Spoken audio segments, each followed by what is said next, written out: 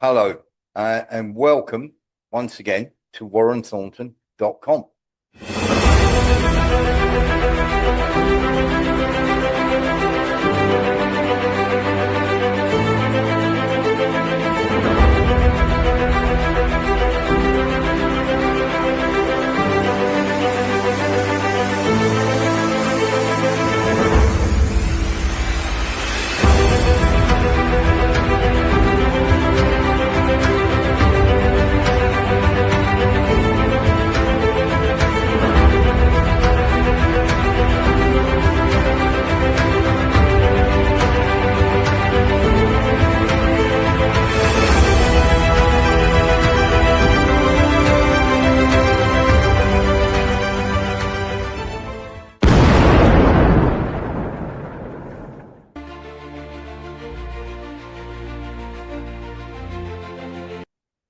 Hello and welcome to WarrenThornton.com.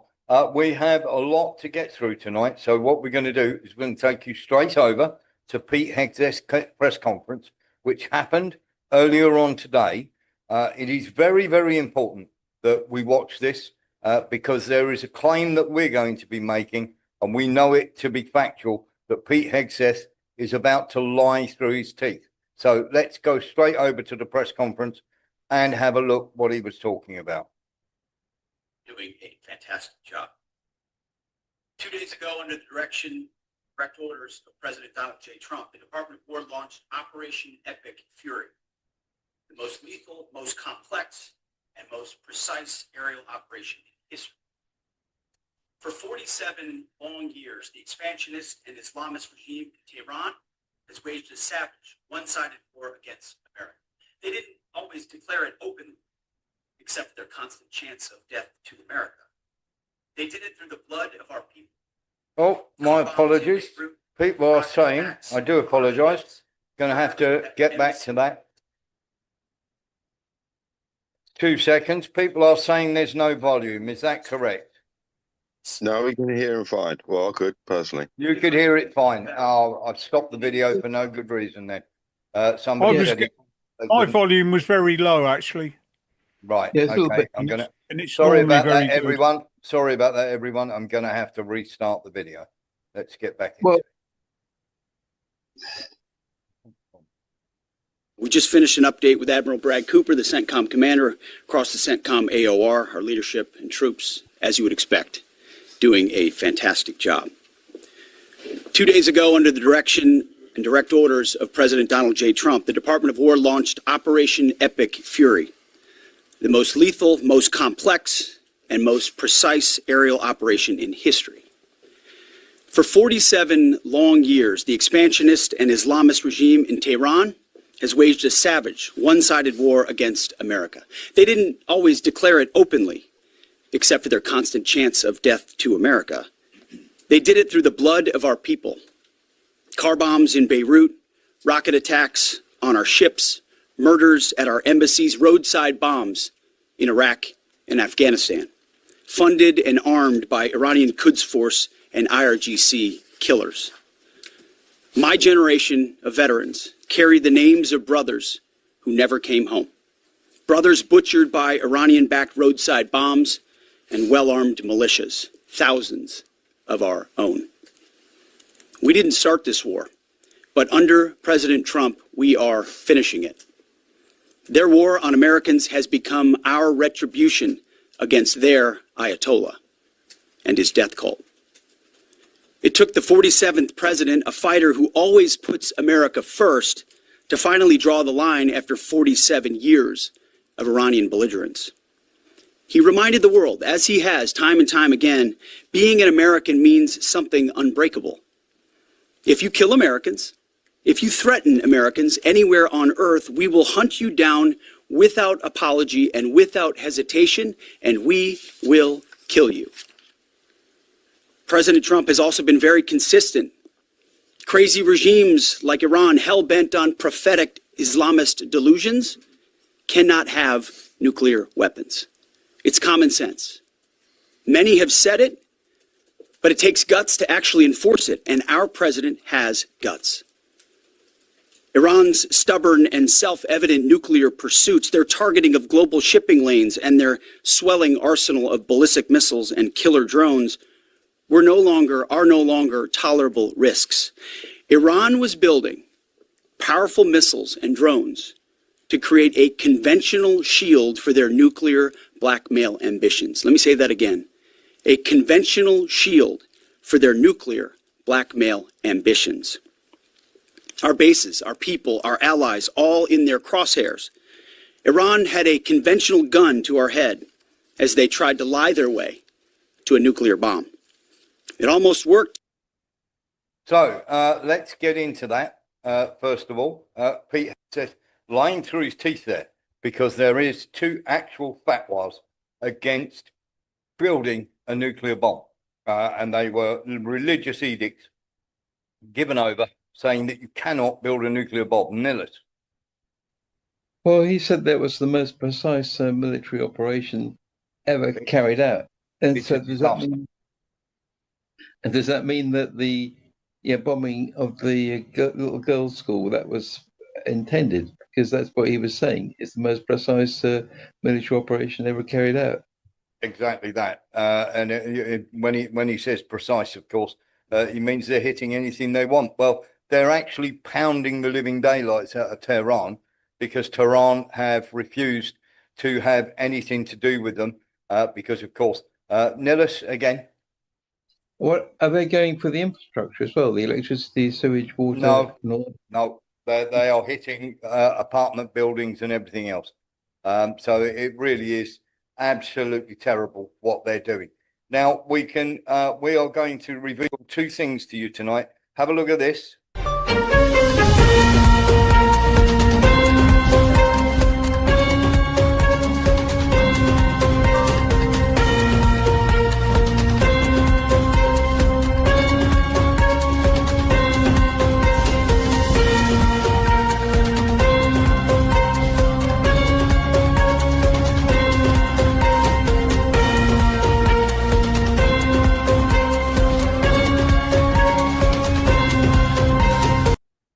Now, that is the airbase that we showed you, the American airbase that we showed you yesterday, to tell you exactly what was going on. And of course, we've got some stories on that. Now, this is called Erbil Air Base, and we can tell you that a massive stockpile of air defense Patriot missile systems, Patriot missile rockets, sorry, have gone up in smoke. Now, what we are hearing from our guy, now this is in the Pentagon, we are hearing that over 2,000 rockets there have been destroyed. And of course, nobody's allowed anywhere near the area for the simple fact that, of course, people are saying, oh, this is the area, you can't go in there at the moment, it's too dangerous and all the rest of it. But we have it on reliable information from Pentagon officials that this has basically destroyed, we are told, 7% of their stockpile of their Nillis. Nillis, you got your hand up? Is that 2,000 Patriot missiles? 2,000 Patriot missiles. Right, so that's 4.5. I don't know what 2,000 times $4.5 million is. But it's a lot of money. It is a lot of money. There are billions that have gone up there. So we're talking 7% of their total that they've got. Now, you have to remember that the stockpile that they have is about enough for was enough for about 3 or 4 weeks. That has now been drastically cut down in terms of air defense. And these were earmarked for Israel. So Israel, we know now that Israel is very, very short of these missile systems. Now, just to give you a heads up here, they have to launch around about 4 of these to bring down every single missile that they need, 4 for every missile. Now, we know that Iran have already launched 1,000 missiles, so that's 4,000 Patriot missiles that are needed. Now, 4,000 Patriot missiles doesn't sound a lot when you're saying they've blown up 7% of their missiles. That is 7% of their stockpile that they had to stop any missiles coming in. This is for Israel. This is earmarked for Israel. So 7% of Israel's air defense missiles that were being held elsewhere so they couldn't be hit are now gone. Nicholas. No, sorry, I tried to put it on my calculator. Tried to put it on my. I tried to do it on my calculator, but there wasn't enough screen time for the number. Yeah. Yeah. So when we look at this, you think about it, you're talking about around about 5 million. So what you want is 2,000 times 5 million. There we go. Or 2,000 times 5. That should give you the figure that has gone up in smoke. And there is a blanket notice not to talk about this. And it's on top of many other things that have gone on. And we're going to give you a heads up on some of those things tonight. Have a look at this.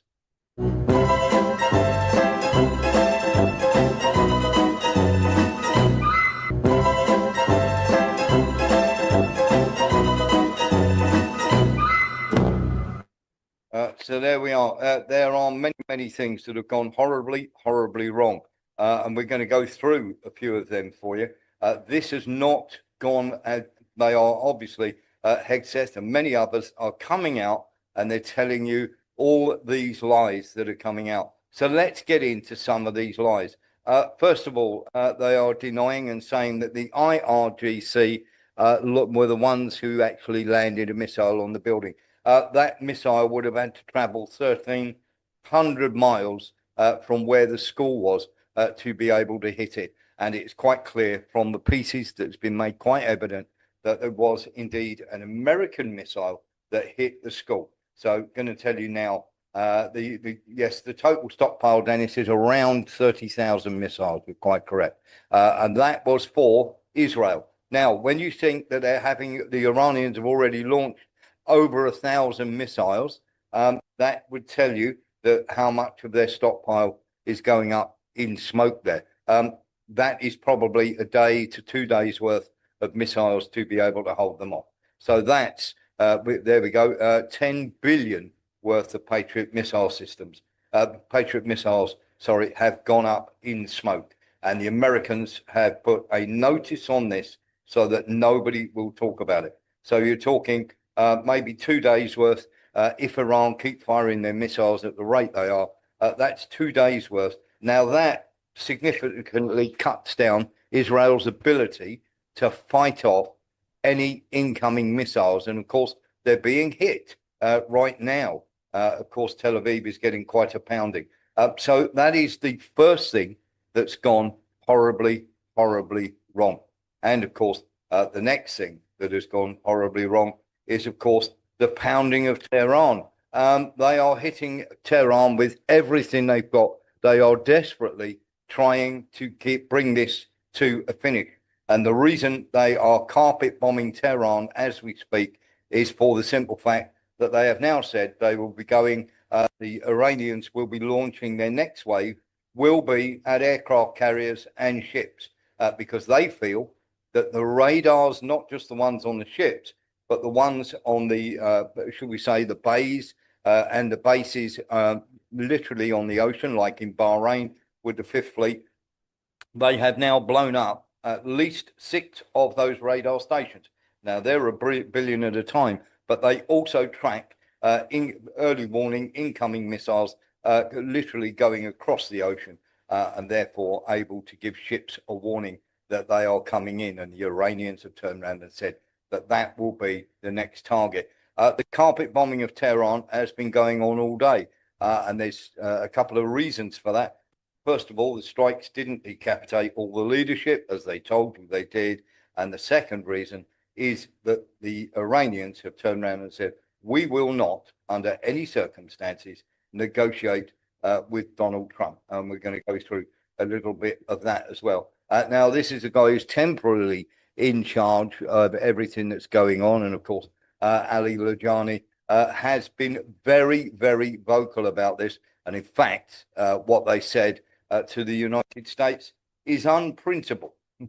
And certainly we can't turn around and, well, we could say what it is, but Of course, should we say, farmyard animals were some of the terms that we used. It is quite incredible that they tried a back channel with Italy, and we've got that, of course, because that went out, shall we say, to many, many people.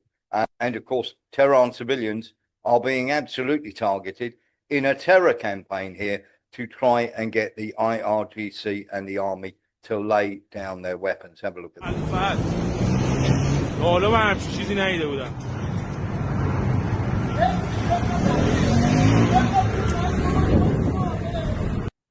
So these are civilian targets they are actually hitting. They're not going after the infrastructure. They have hit quite a few civilian targets today. And of course, many, many people are outraged and furious that that's happening. Mark Onza, then Eric Jones. Yeah, Warren, we on this show we predicted exactly its start date to this war. We did. Obviously, we did. So I'm wondering, when do you think we're going to see an aircraft carrier at bottom of ocean sunk? Because they've started something they can't finish, obviously. Mark, it might be very soon because the Iranians have said, and I'm trying to think of the name of it again, but it's called something like the Fourth Promise or whatever, something along those lines. So Ali Lajani and many others have turned around and said that this is coming. They are going to be smashing these ocean-going vessels. This is why they are desperately trying to get this done, because they are saying that the next wave is going to be going after the ships. So already the Abraham Lincoln has scuttled. That's gone.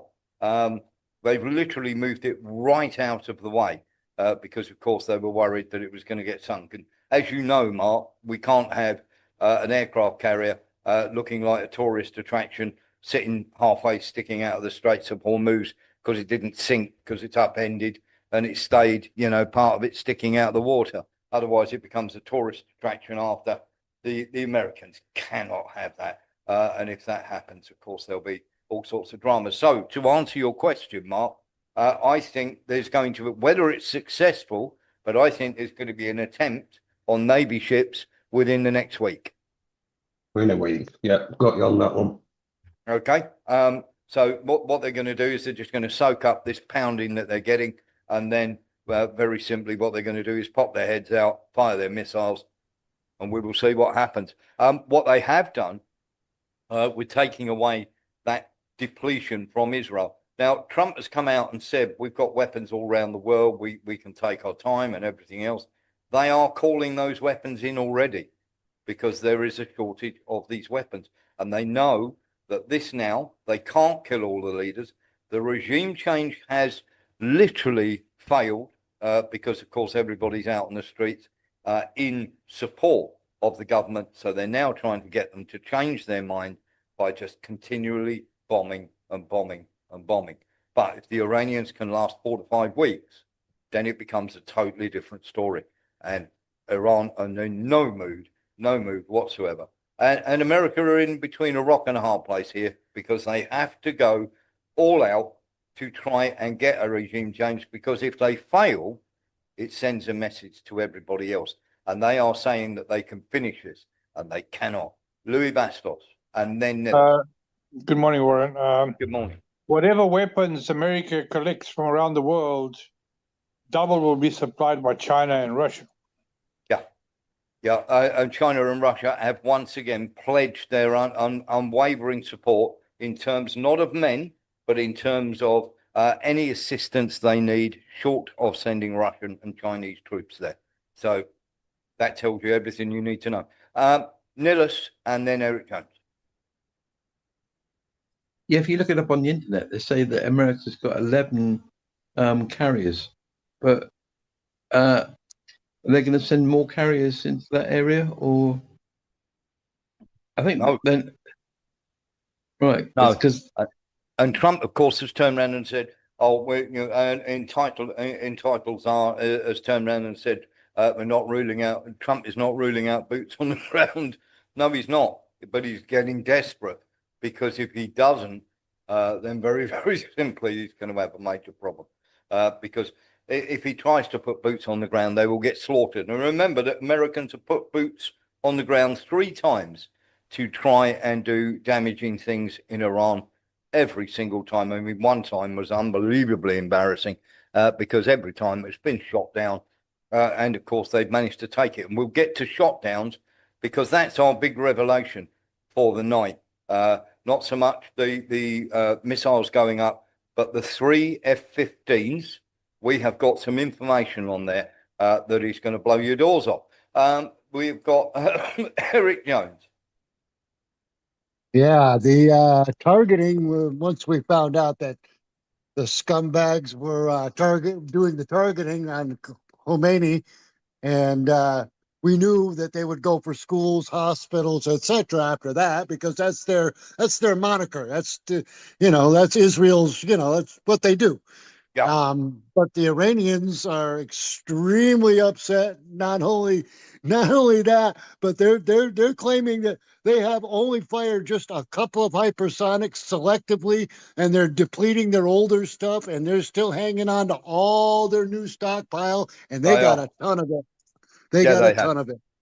Now, from what I understand, now this is a very broad figure, by the way. From what I understand, they have, when it comes to hypersonic missiles, they have around 2,500 of these. Now, that's not ballistic missiles. We're talking hypersonic missiles. Now, that is a hell of a lot of hypersonic missiles, and it could literally turn Israel into a car park with that many of them. What you have to remember that is during this, and of course, these are now being supplied through North Korea. So North Korea, who have turned around and said, and of course, everybody's thinking it's Russia and China. North Korea have actually given Iran over 1,500 of these missiles that have flown in on Chinese planes. So they have an enormous stockpile. And of course, the Americans are busy trying to find it, trying to find the stockpile and trying to wipe it out. Now, if the Iranians have got any sense, of course, they've made them, they've literally, shall we say, deep underground and probably in about 50 or 60 different places. If you've got any sense, you certainly don't do what America did and put them all in one air base in Iraq. That was unbelievably stupid to stick 2,000 Patriot missiles in there. Quite incredible. There is a US tanker burning in the, have a look here. So this is just outside of Oman.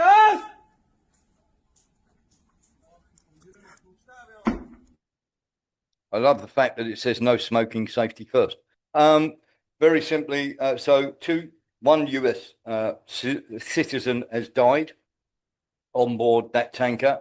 There are 2 British vessels that have been struck, and of course, there's one US one that has now been hit, and they have turned around, as Iran have said, and they're going to literally do this maritime hit on all and any American vessels that they can lay their hands on. And the other thing that the Iranians have turned around and said, this is a Saudi oil.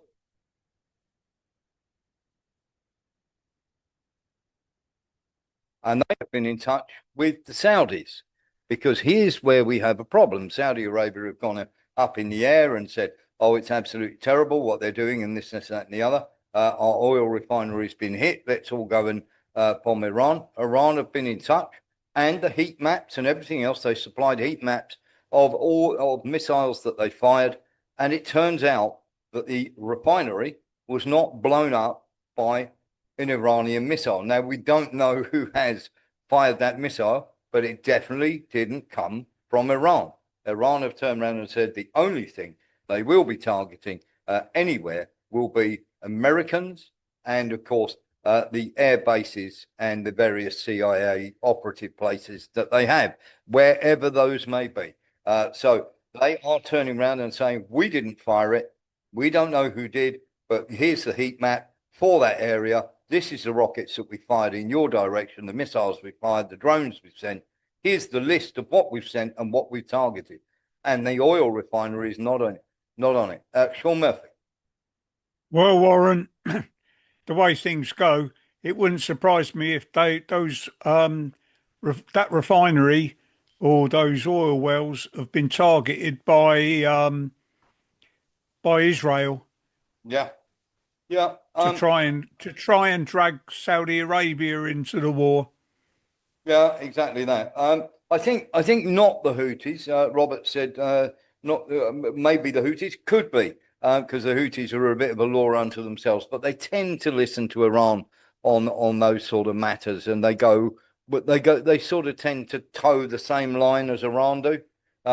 They're not sort of beholden to them, but if Iran say we're going to do this, then the Houthis go, great, we're going to support you.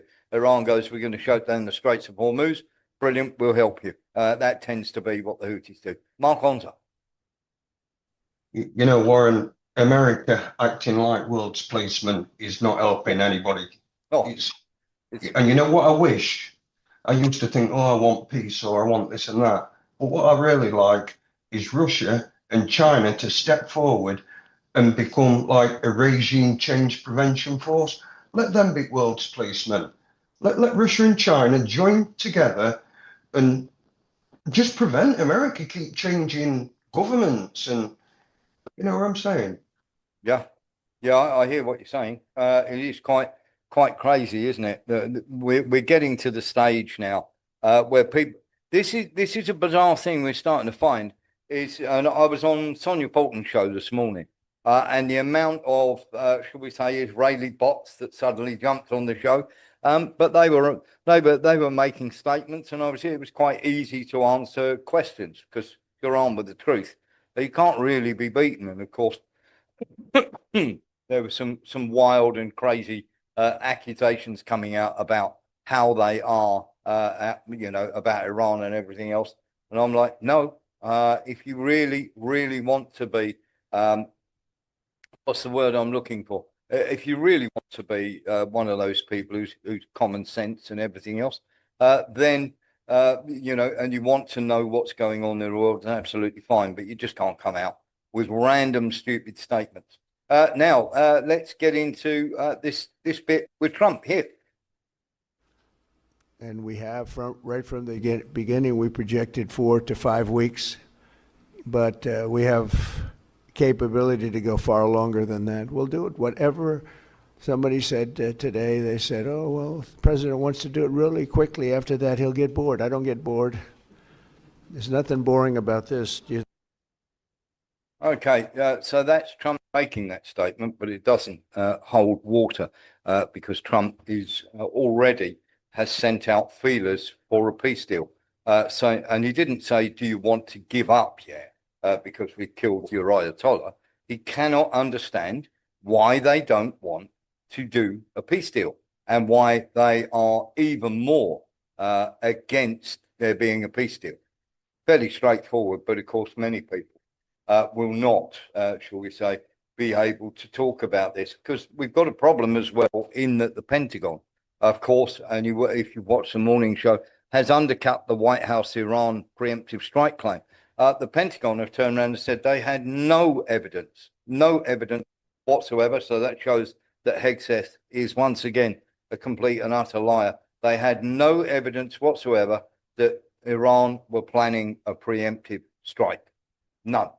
And that's, of course, come from the White House and, of course, from the Pentagon, who are very much at odds with Trump at the moment. And, of course, we have a problem here. Now, Kim, where America do have a problem is Kim Jong-un. And, of course, we've been defending Kim Jong-un and going, look, he's not said this about nuclear weapons and this, that, and the other. Well, they have come out and made a statement, and they have said that what America are doing is an absolute disaster.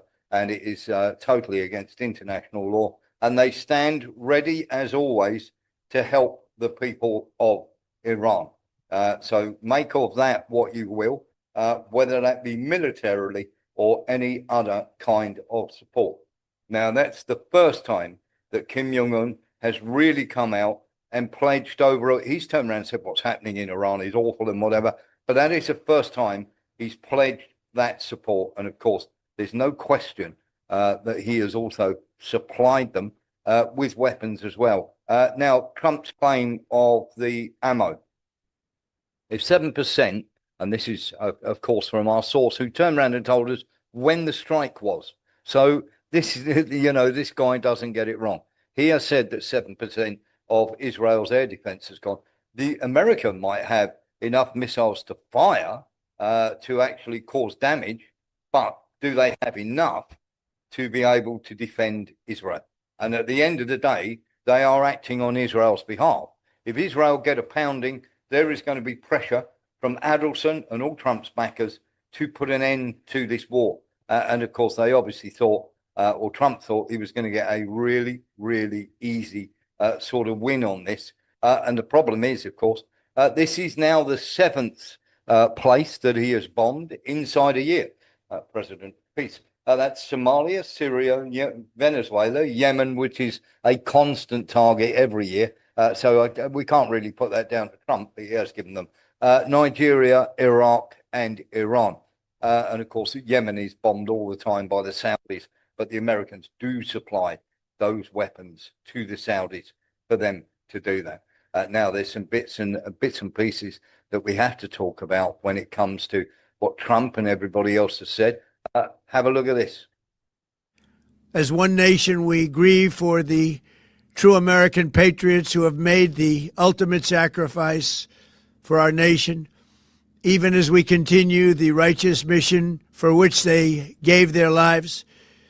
We pray for the full recovery of the wounded and send our immense love and eternal gratitude to the families of the fallen. And sadly, there will likely be more. Before it ends, that's the way it is.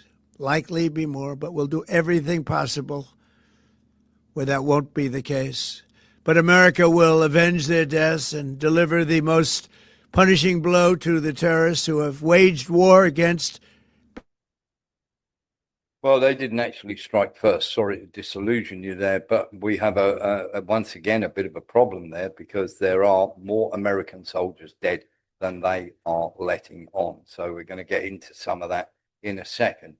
We've also got some stuff that we need to talk about as well regarding the aeroplanes that have been shot down. But just have a little listen to this. The absolute lunacy of this is staggering. So to be clear, are you committing that Iran is not and will not build missiles that would have the capability to reach the United States? I can confirm, yes. Sir, if that's a red line for you, why is attacking U.S. military bases abroad justified? But because they are attacking us. They are U.S. military, installations, facilities, bases who are attacking us. We are under attack. Why don't you, recognize this fact? We are under the attack by you. That is a staggering question from an absolute idiot. And I would say to that news channel, if you can't find better presenters than that, you are unbelievable. Were you not aware that America, or is it that America are allowed to drop bombs and you're not? Which is it? Just wondering. It is staggering that, of course, somebody would turn around and say that sort of nonsense. Nillis. I don't think it's the actual news announcers themselves. They get told what the questions, what. So if you probably go throughout the whole of the networks in America, they're probably asking the same questions. One of those. Turn it down then, Nillis. If you're one of those, no, I'm not asking that because it's a dumb question. It makes good sense, doesn't it? I would have thought. And very simply, Chinese have come out with this. Have a look at this. 这是美军在中东规模最大、功能最核心的军事基地——查塔尔乌代德基地。基地距伊朗仅有300公里，能容纳约1万美军，拥有2条约3800米长的机场跑道，能让包括 B-52战略轰炸机、C-17运输机在内的美军主力机型正常起降。配有数量众多的加固弹药库和航空油库，在停机坪可见大批加油机、运输机，还有少量直升机。乌代德基地拥有完善的防空设施，其爱国者导弹发射架指向伊朗方向。这是位于巴林的贾法勒海军支援基地，它是美军在中东的海上心脏，也是美国海军第5舰队司令部驻地。该基地距离伊朗海岸近200余公里。基地内可见美国独立级滨海战斗舰、英国23型护卫舰、巴林佩里级护卫舰等10余艘大小舰艇。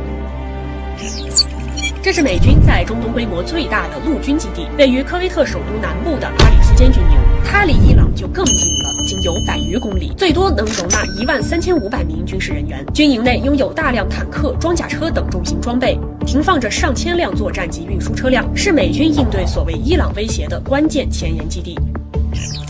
这是位于阿联酋的载夫拉空军基地，是美军在波斯湾南岸的核心空中据点，距霍尔木兹海峡约200公里。该基地拥有2条3700米长的跑道，配备超大型航空油库、大量加固机堡和弹药库，停机坪可建多架 A10攻击机和无人机。不远处的防空导弹阵地部署爱国者防空系统，同样，这里的发射架也指向伊朗方向。这是位于沙特阿拉伯的苏丹王子空军基地，它处于沙特首都利雅得东南约80公里的位置，能辐射红海、波斯湾2个方向。该基地拥有2条4000米跑道。可以看到，机场中部停机坪有大量的加油机和运输机，机库外还有一架 F-15战斗机。基地外，爱国者防空导弹发射架也指向伊朗方向。不仅如此，美国在约旦也有空军基地，这是穆沃费格萨勒提空军基地，它距离耶路撒冷约150公里，距离伊朗边境约900公里，拥有2条3000米长的跑道和完善的战机维护、弹药储存设施。它是美军在中东的关键前沿作战枢纽。在停机坪中可以看到 F-35、F-16等战斗机，还有 C-17运输机和无人机。这是美国与土耳其合用的英吉尔利克空军基地，也是北约在中东的重要支点。这里储存的约50枚 B61战术核弹，使该基地兼具战略威慑与快速打击能力。这是美军在叙利亚的核心前沿据点坦夫基地，它位于叙利亚、伊拉克、约旦3国交界处，扼守 M2高速公路咽喉，控制伊拉克至叙利亚的陆上交通要道。该基地以特种作战和反恐为核心任务。纵观以上，我们可以看到，美国依靠遍布中东的军事基地体系，深度介入中东地区事务，构筑起强势的区域影响力。美伊局势究竟将如何发展？关注中国军号，我们将持续跟踪。That is the Chinese in their own special way. As I spoke and I said, what are you doing putting this video out to our contact that we have here in the Philippines? And he turned around and he said, look, we cannot allow Iran to fall.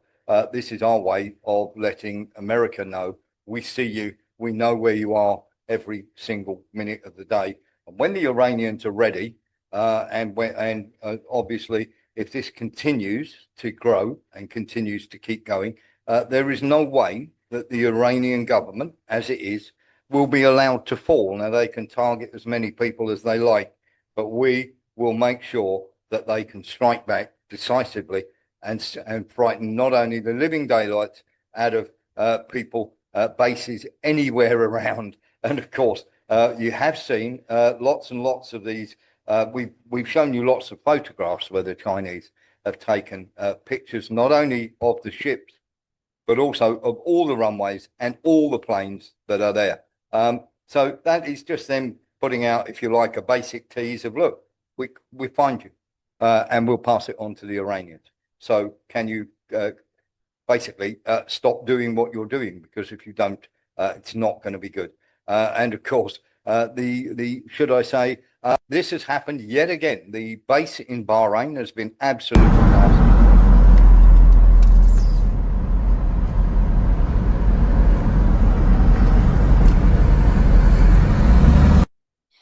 Now, there are many people that are saying how many people have died. Is it really 5? No, it's not.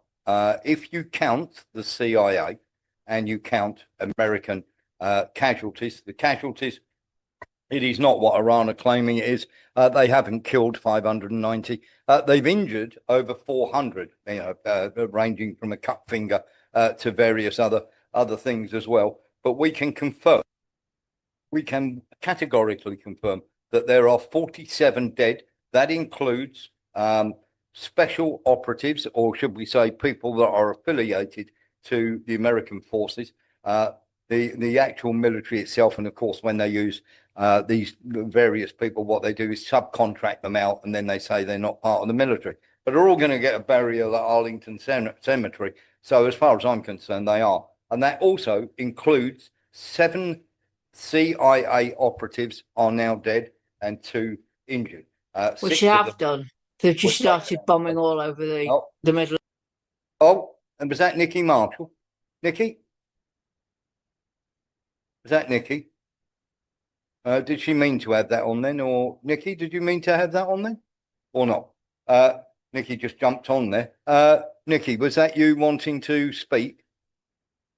Oh, maybe not. So very simply, Nikki came through there. I'm not sure if she wanted to speak or that was something in the background going on. But there are, as I say, there are that many dead. And of course, the United States are entirely responsible for the deaths of these soldiers. Now, they really, really didn't think that this was going to go on. And they're trying to stop this because the air bases are going to be pummeled even further. Now, this is the US military presence in the Middle East. Now, it has more than 50,000 troops stationed in these various areas, as you can see from here. Kuwait, they have around 10,000. The UAE, 5,000. Qatar, 10,000. 4,000 here, 4,700 in Bahrain, 6,000 there. And if you think for 1 second that there are only 3 United States, well, there's 4 or so they're claiming now are dead, I have a bridge to sell you. They're trying to keep that number down as much as humanly possible so that, of course, people don't panic. And, of course, Trump is making a huge issue out of this and saying we honor the fallen and everything. But this is literally shilling for Israel because there are people out there cheering on this conflict even more, and it's going to only end up in dead American soldiers for Israel's demands. And of course, Netanyahu. Nikki, did you want to speak, Nikki? No? Let's just mute your mic there. So very simply, we have this happening where we've got these people dying in quite large numbers. I mean, to lose this many already is quite crazy. Now, the Americans are doing the same. They are trying to carry out precise, along with Israeli intelligence, trying to carry out assassination strikes. And this is one of the buildings where they managed to kill one of the IRGC, not a high commander, but they did manage to take him out. And of course, one of these is meant to be, they're claiming he's a very high ranking official. He wasn't, he was a mid-ranking official. But of course, they did kill him. So it's not like they failed in any way, shape or form. Now, we need to also have a look, because when we're talking about the air defenses, this is Tel Aviv.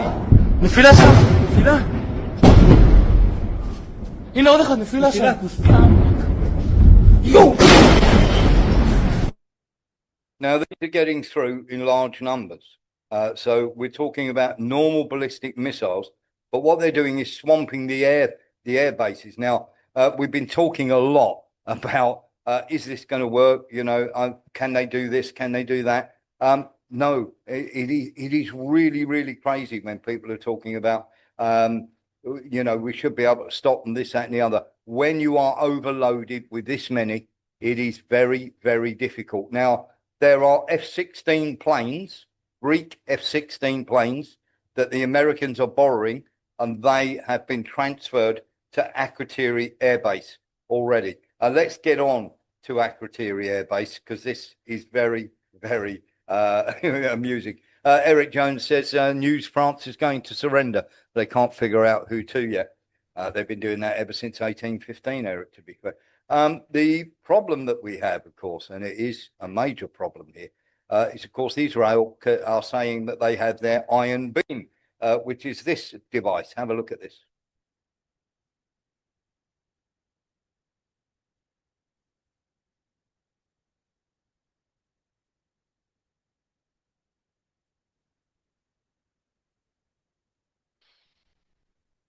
Now, this Iron Beam is meant to be a wonder weapon that will take out anything that comes anywhere near Tel Aviv. So far, it's been a complete failure, got to say. But, of course, they're saying, no, it hasn't. We've managed to knock these out of the sky, and we've managed to knock those out of the sky. There. So let's get on to drones then. This was being pushed, and you will remember that last night we showed a different video.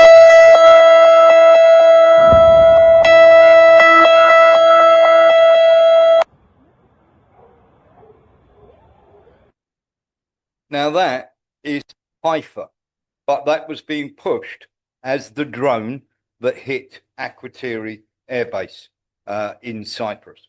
Quite clearly is not. That was Haifa Bay that was hit by a drone.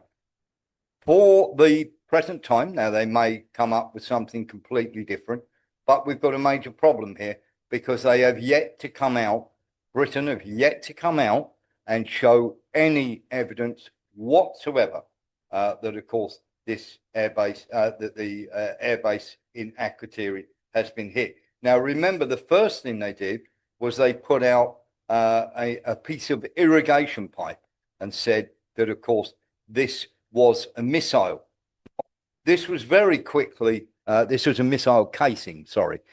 This was a missile casing. Now, this was very quickly blown out of the water by many people who turned around and said the landscape's all wrong. There is no such landscape in Cyprus. And of course, it's quite clear that this is part of an irrigation pipe. And once that had been blown out of the water, they suddenly changed it to a drone strike. Now, this drone strike, there is still no evidence. And if there is, great.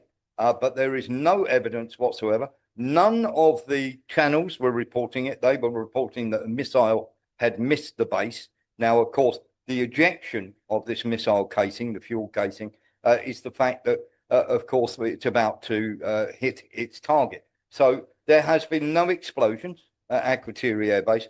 We have spoken to people who actually live right close to the base. They've not heard any explosions, not seen anybody running around, nothing whatsoever. And of course, here's where we have a problem, that if they were going to launch a drone, first of all, they probably need something like a Shahed drone. Is it a reconnaissance drone? Well, if it is, then it didn't hit the base. Of course, they're saying that they were under attack and they were hit by a drone. And there is no evidence of any damage so far whatsoever. Now, they may cook up some damage, but it is incumbent upon our government, the British government, as far as I'm concerned, I'm a Brit. It is incumbent upon our government to produce evidence of that happening. Now, there's been a whole sideshow with Kemi Badenoch having a go at Keir Starmer at Prime Minister's question times. We've been under attack. Why didn't you do this? Sidestepping very, very neatly by just moving the discussion along of this happened.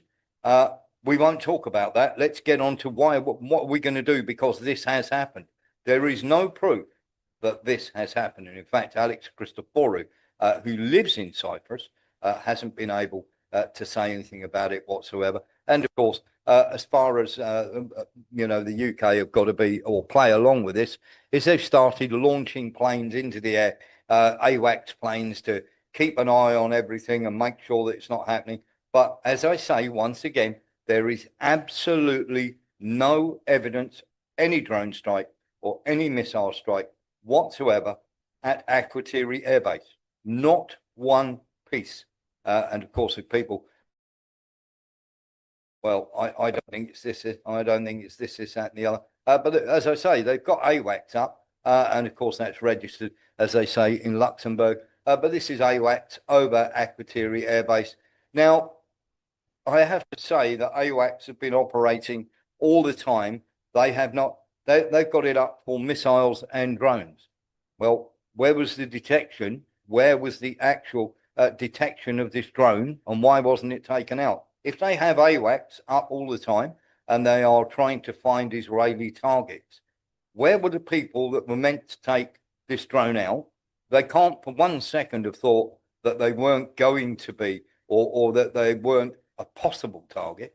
And all this nonsense about, of course, Diego Garcia, which is 3 times as far away. Now, why on earth would they have a base 3,000 miles away when they've got to refuel twice, once going there, then they've got to refuel, then they've got to attack, then they've got to refuel, then they've got to come home. So very, very, back to Diego Garcia. So it is complete nonsense. What they're trying to do is hide the fact that for many years they have been going up in the air and targeting these people for Israel and the US to take out, not only in Iran, but also in Yemen as well. You got the odd explosion that happened over in Iran, but mostly targeting Yemenis. So, of course, this has shown that it is complete nonsense. Now, something else that's complete nonsense. There is a lot of people out there talking about a B-2 bomber that has been downed. They've blown it up. They've knocked it out of the sky. That is not true. Whoever's putting out that message that the Iranians knocked a B-2 bomber out of the sky, that is not true. There is something that is true. Let's get into this. And this is what we are going to talk about tonight, because this is absolutely true. Have a look at this.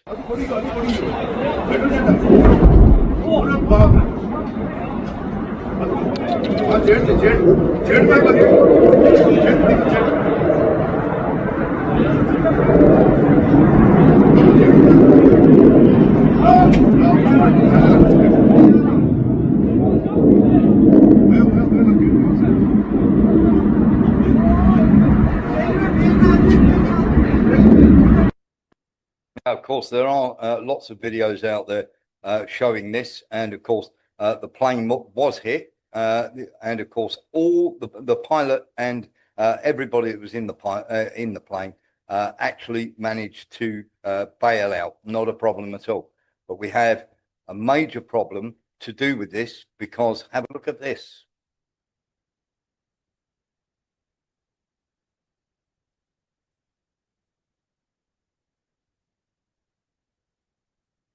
Now we're going to get into this because we have it on very good authority that the Kuwaitis are saying that they did not accidentally bring this down. Now, they might change their mind, but they sent through an embassy communique to say that they did not, that their air defense system did not bring those down. Now, it could be true, could not be true, but we haven't seen the communique, but we are told that has been sent, and normally our source on this is very good.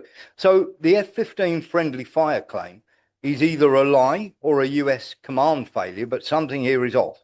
Now, I've talked to this military source, and here's what we know.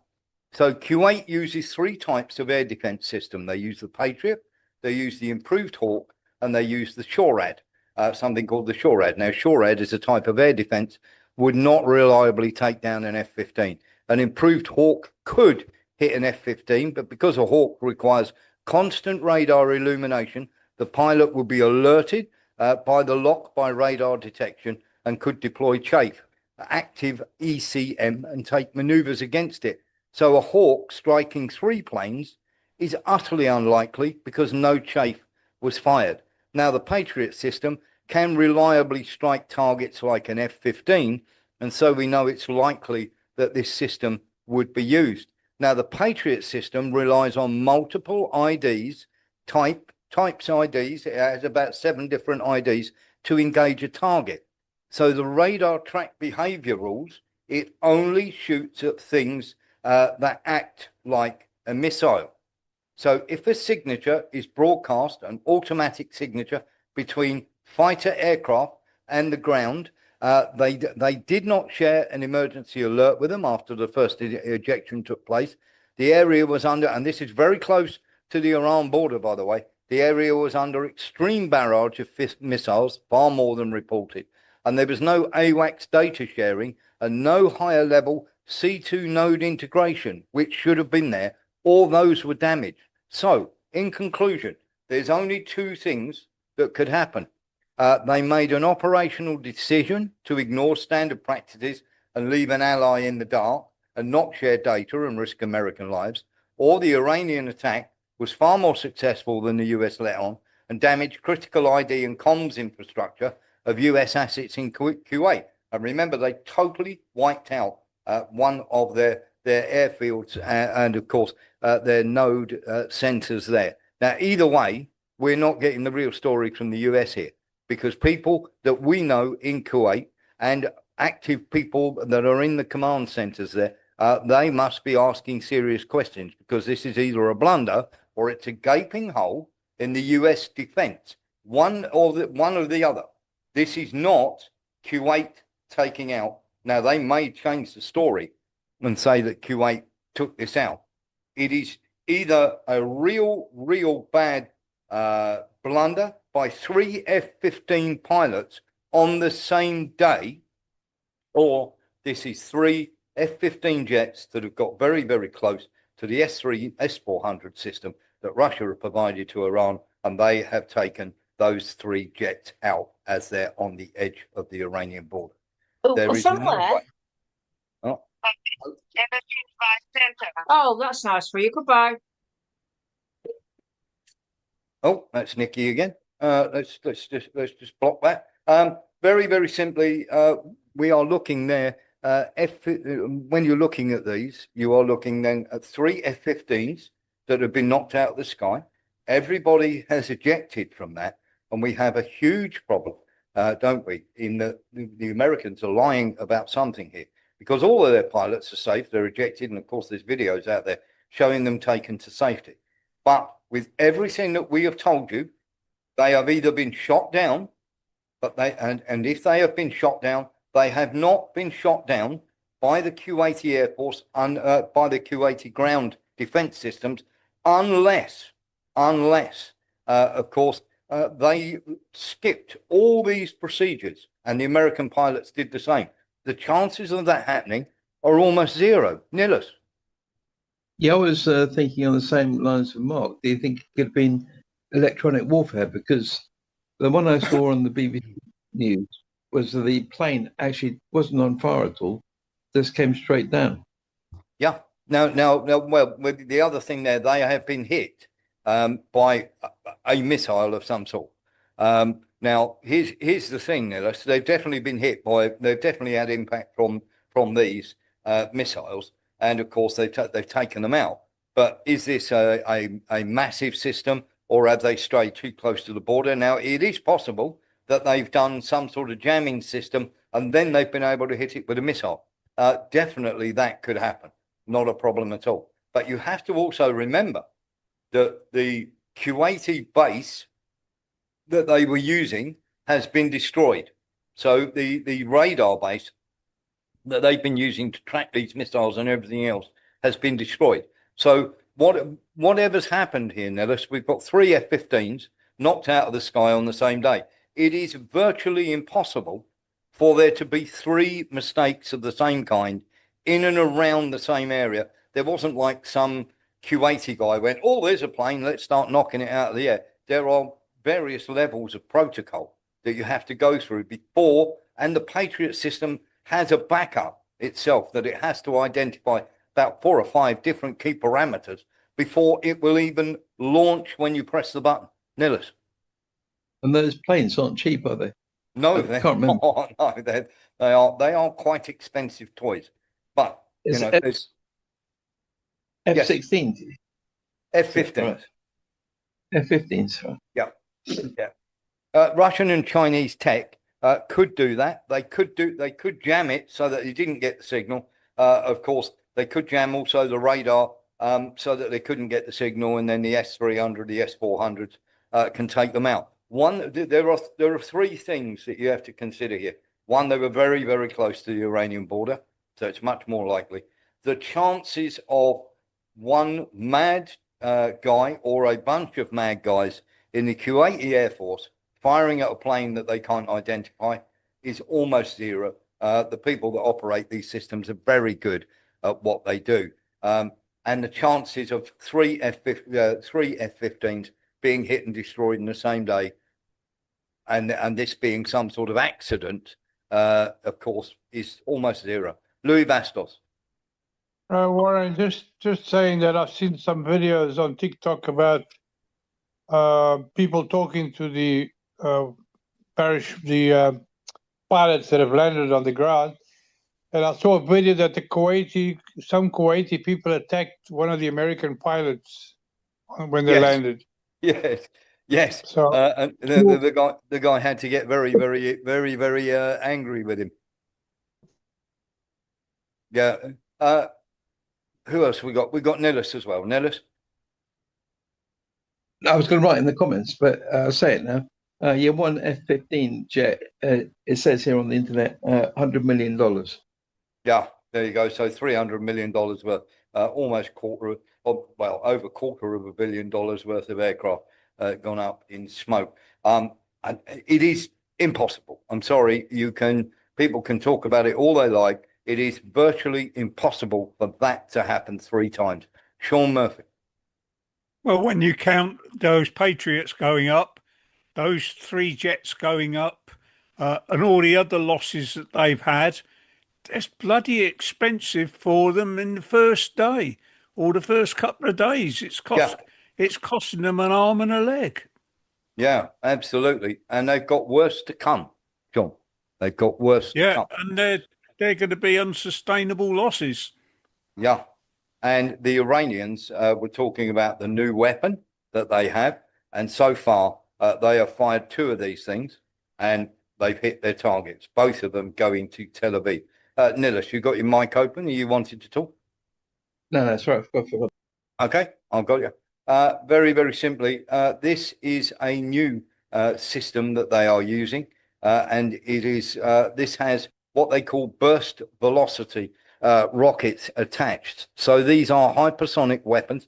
This is a picture of it in action last night. Now, what it does is, as it comes in to strike its target, it basically puts out flares so that anything that is attacking it from the Patriot missile system, it's been tested against an American Patriot missile system.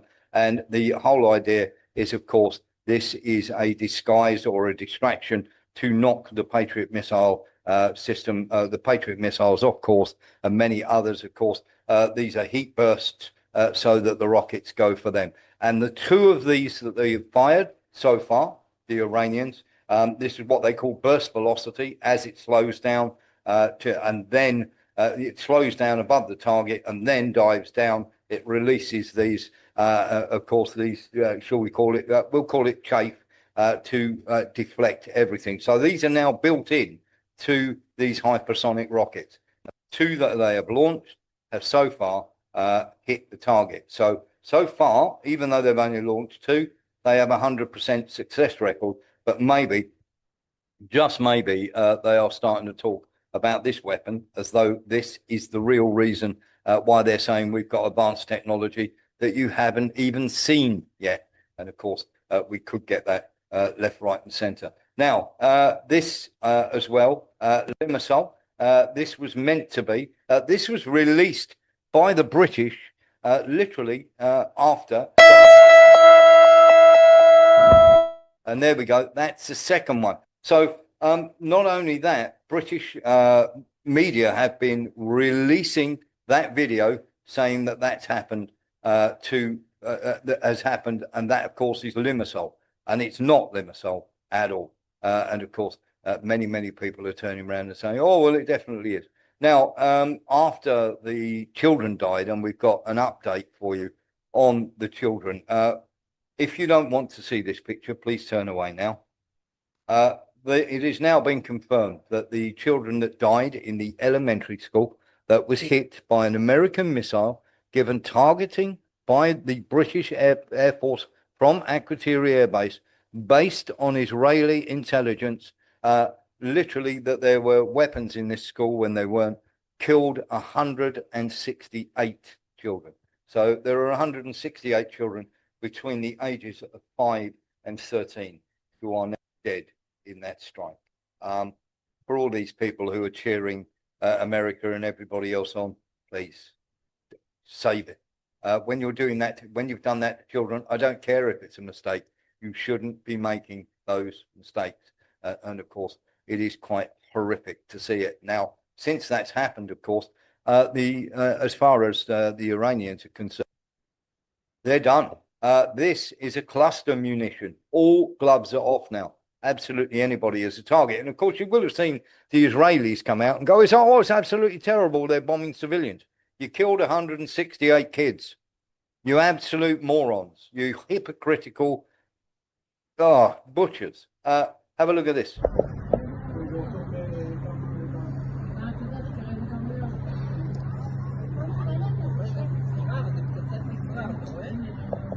Now, this is what they were claiming is the cluster munitions that are put out. I thought I'd have a bit of fun with that. But can you notice? There we go. There's the burst velocity. People, the Israelis trying to keep people calm by saying they're using cluster munitions and blame it as a war crime. Have a look at that. And you can see that once again. And then the nonsense that they're coming out, of course, with this, saying it's cluster munitions. Have a look.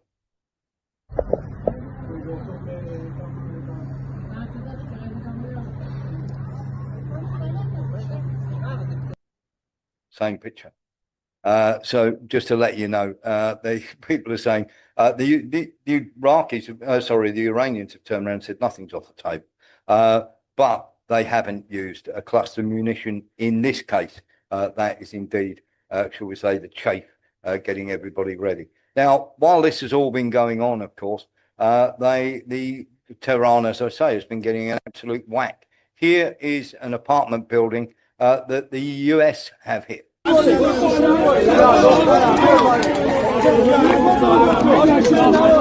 چیزی نیست خواهرم چیزی نیست آرام هیچی نیست با آرامش با آرامش با آرامش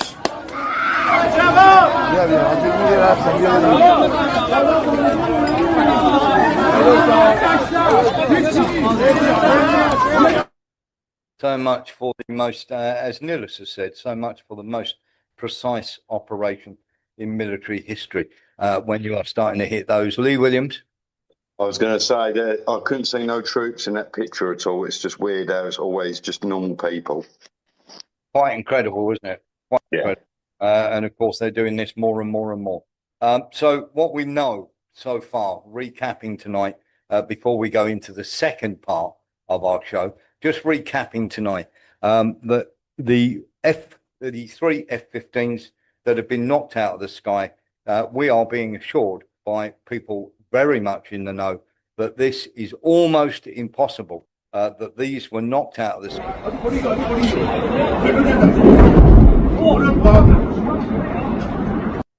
It is almost impossible for this to have been hit by friendly fire 3 times in a row. Absolutely not happening. And of course, we are now assured there are many more Americans dead than there actually were. And of course, the Americans literally went and stored, stupidly, quite a lot of the Patriot missiles in Erbil in northern Iraq. And of course, that was what the huge bonfire was that storage facility with 7% of these missiles that are ready to go to, of course, saying that they're going to go to Israel are now gone, and we will not be seeing them again. And of course, many people will turn around and go, I don't believe it and everything else. Believe what you like. Here we go. Have a look at this.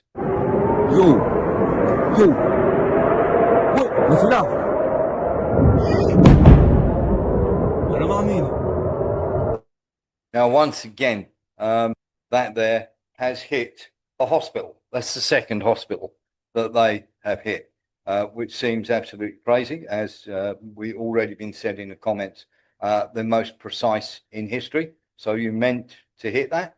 And of course, the Saudis are not happy.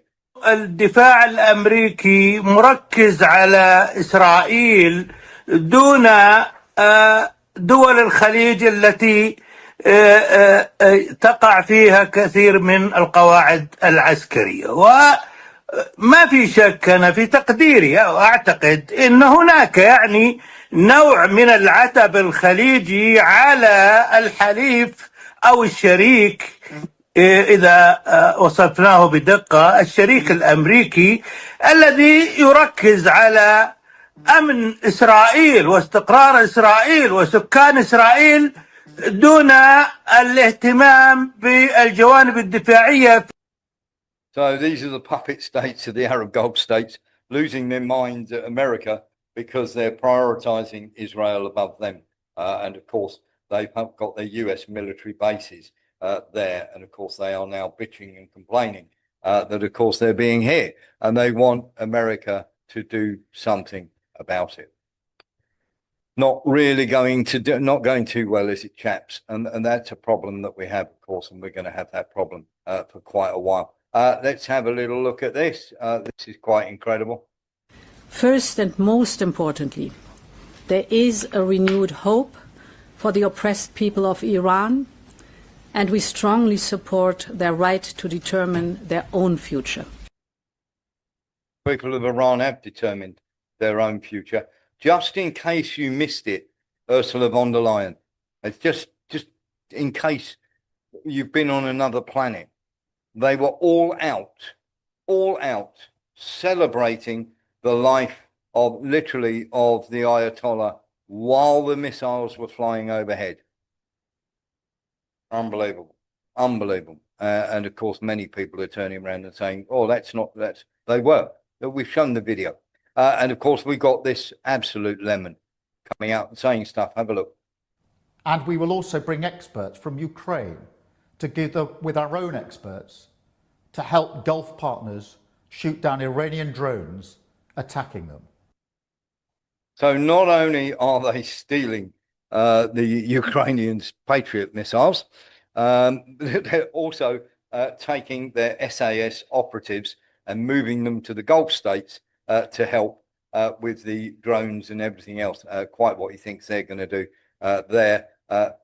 Same thing there, possibly. But I can't see that there's going to be any great shakes coming out of that. And of course, there are many, many people that are turning around and saying, what are we going to do now? What are we going to do now? And of course, they are not happy. Should we say, to say that Ukraine aren't happy is quite incredible. We're going to give you a bit of a laugh now. Ukraine have turned around and tried to become relevant by turning around and saying, we've got lots and lots of our citizens are in Dubai and we want them protected. Have a look at this and enjoy for the next 10, 15 seconds.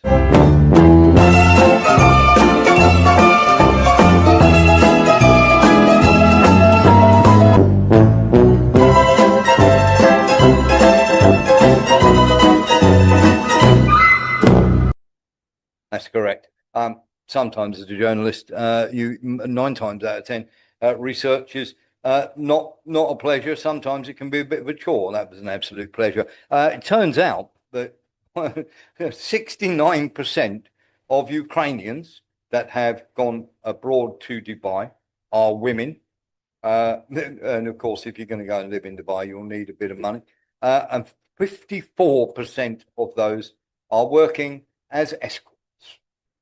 There we go. So, of course, he wants the Ukrainian women protected, or should we say his personal harem protected, just to let you know. Let's have a little look at this.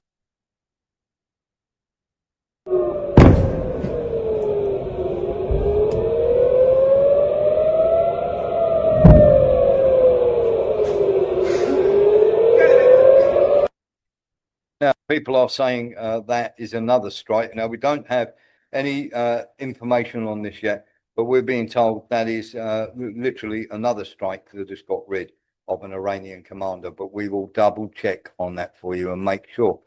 This is Beirut in the Lebanon. وأيضا أبنية الناس قد اهتزت من جراء قوة عصف هذه الغرق. كما نتابع هذه الكاميرا ترصد عن أحدى المباني تظهر حجم و. Now, they've warned Hezbollah, Israel have warned Hezbollah, and last night they bombed them, and now they're preparing for a mass invasion into Lebanon. Tells you everything you need to know. While America are busy losing soldiers, getting killed, they're getting ready to move on to another part of the Greater Israel Project by advancing into Lebanon. Now, we have that on very, very good authority that there are soldiers, Israeli soldiers, massing on the Lebanese border. So it should tell you something about where they're going to go from there. Have a look at this. I once again urge the Revolutionary Guard, the Iranian military, police, to lay down your arms and receive full immunity or face certain death. Now, the reason they have done this is because they're hoping that they can drive a wedge between the Iranian army and the IRGC and, of course, the police and everything else. Now, the police will go out and arrest the protesters. The army pretty much are slightly different to the Iranian Revolutionary Guard, but there are good links between them. So the chances of sowing that seed of dissension is not going to work. So let's take you back to Pete Hegseth. Of course, I know you don't want to go back there, but we have to because there are some important things there from what we've just told you compared to what Hegseth is about to say next. Under Obama and his terrible deal, but not under this president.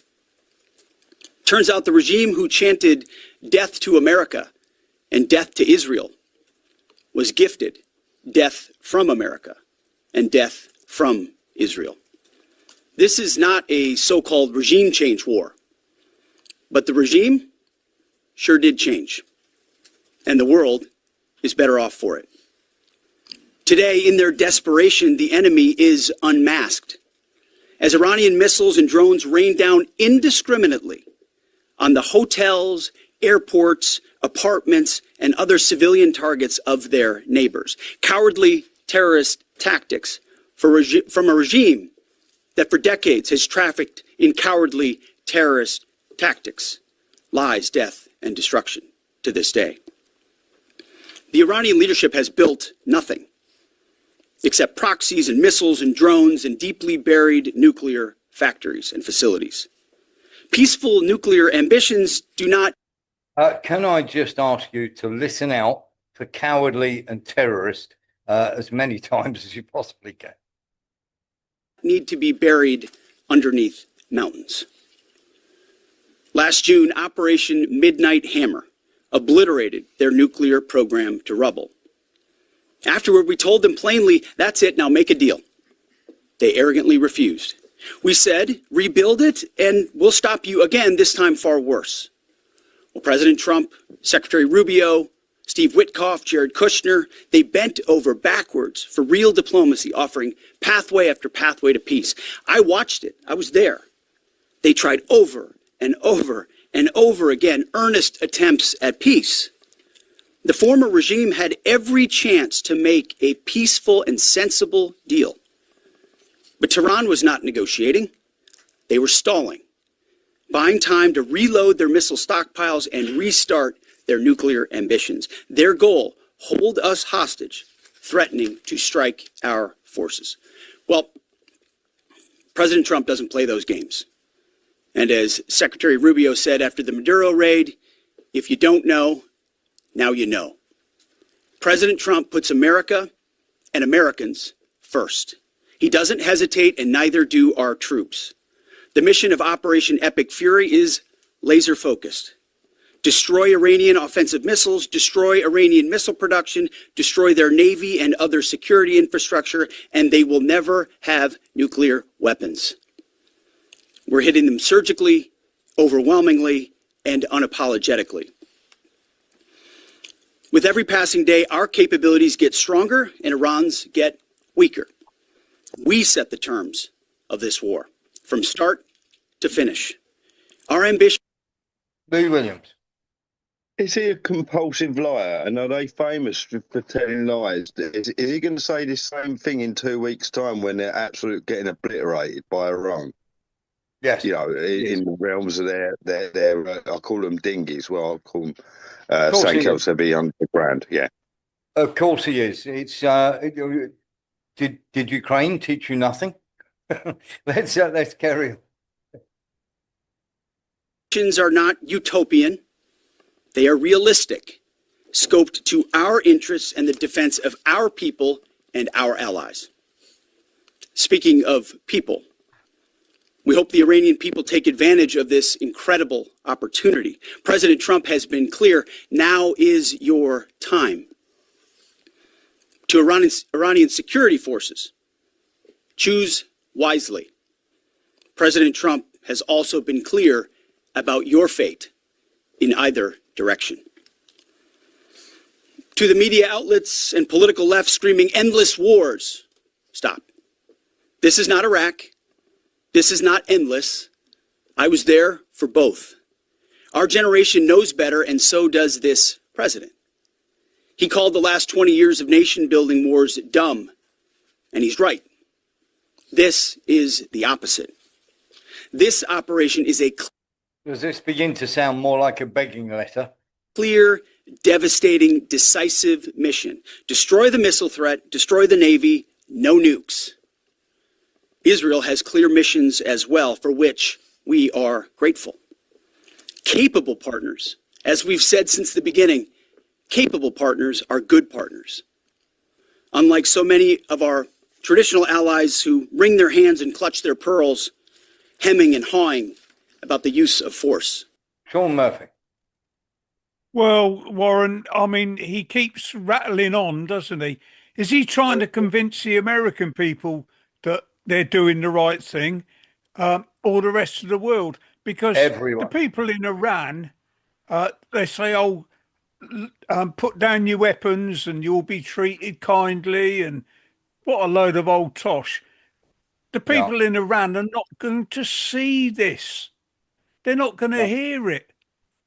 It's not going to be on their internet. It's not going to be on their TV. It's not going to be on their radio. So he's just spouting a load of hot air.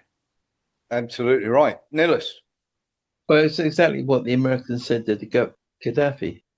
And he gave up his weapons, his chemical weapons as well.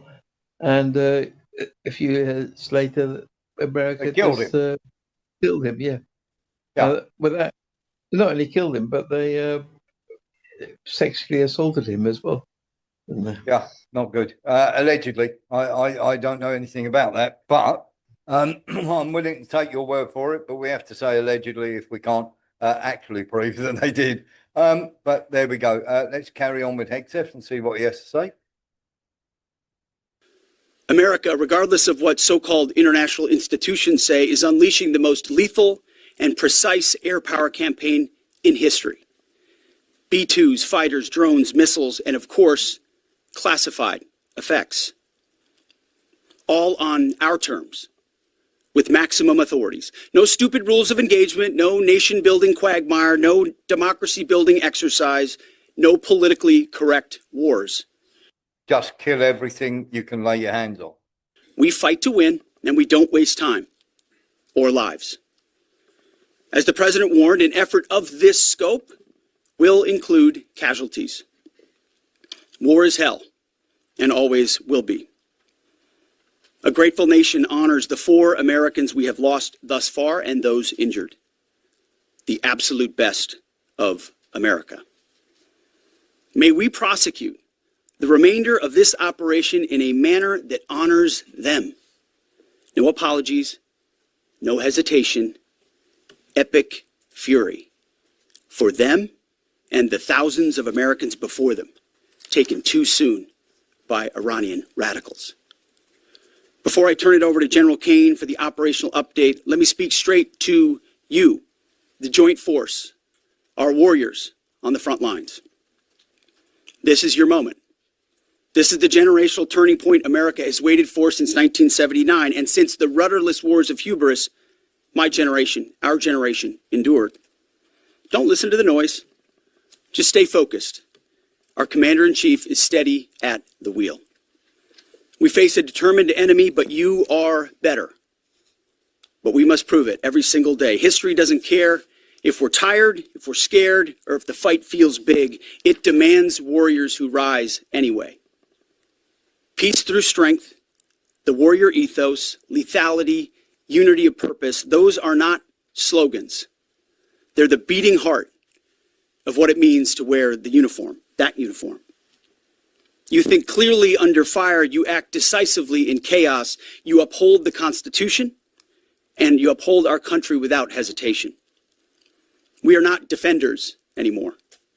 We are warriors, trained to kill the enemy and break their will. History is watching. Be the force you swore an oath to be, focused, disciplined, lethal, and unbreakable.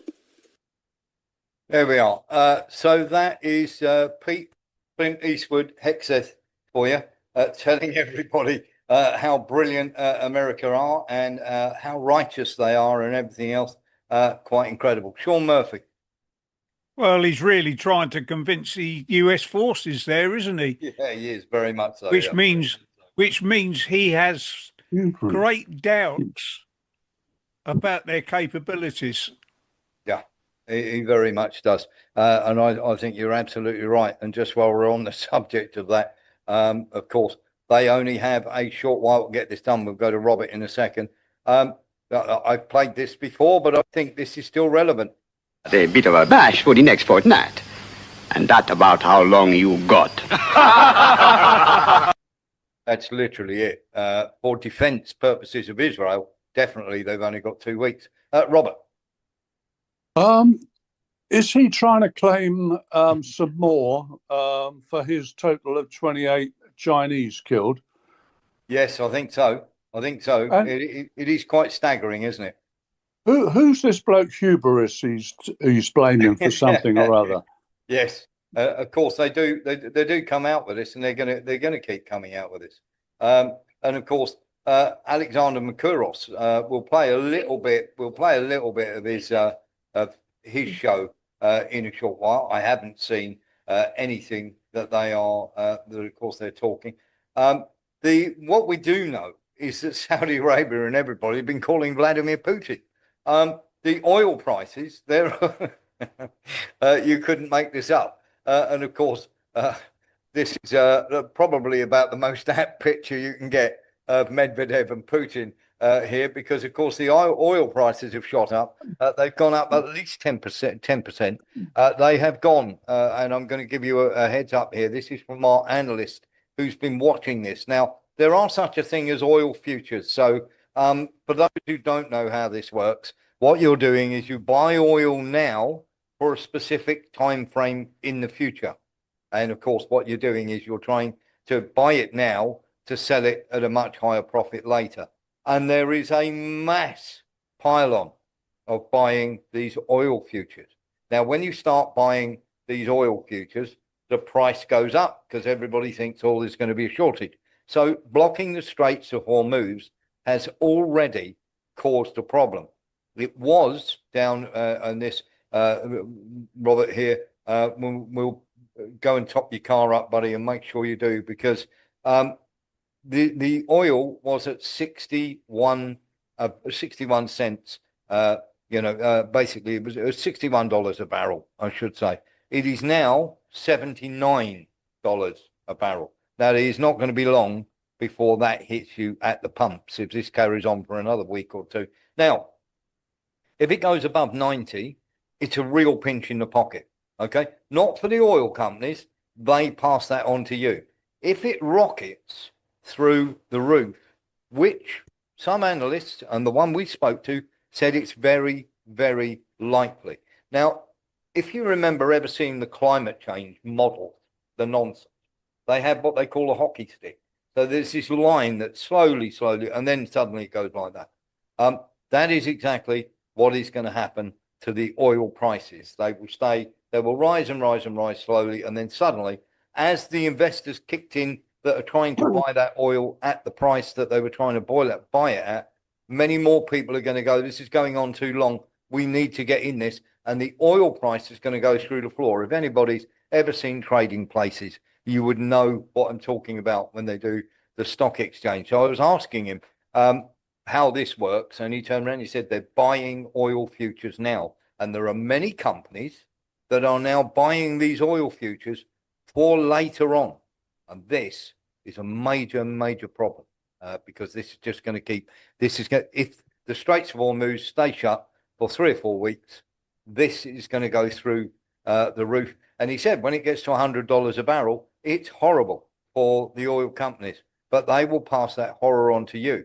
But if it gets to 150 up towards $200 a barrel, then it is literally, he turned around and he said, it is money Armageddon. So we're just warning you ahead of time what this analyst is saying. And he's a very good analyst as well. Lee Williams. I was going to say, this is definitely going to be United States and Europe and UK's fault of what is happening to people. Nobody wanted this to happen. It was America that wanted it to happen with Israel. So they're going to actually, it's going to affect everybody around the West. It's their fault.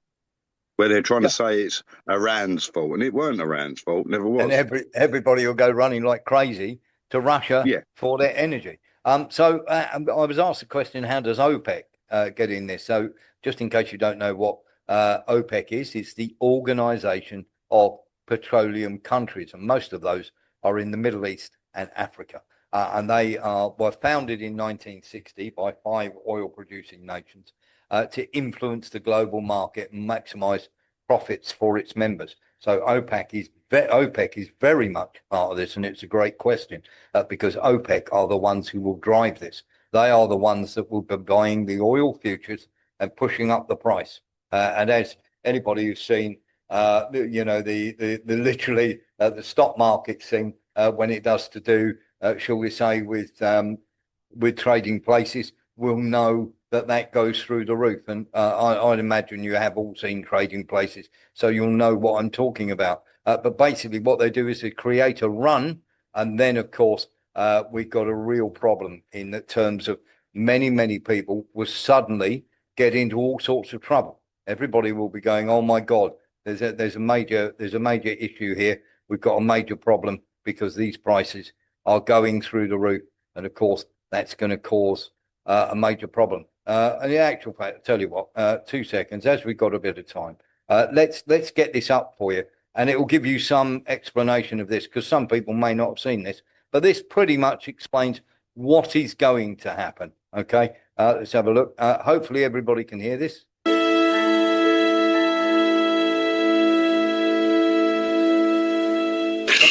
Now, just to set the scene here, they think the people who are betting or pushing up the price think they have the inside track on the orange juice prices, and of course they're going to buy all these because they think the winter harvest. What they don't know is it's a dodgy report, and of course they're about to go bust. But this is how they start a run, and this is exactly what they're going to do with oil. 102 bid for 108 sold.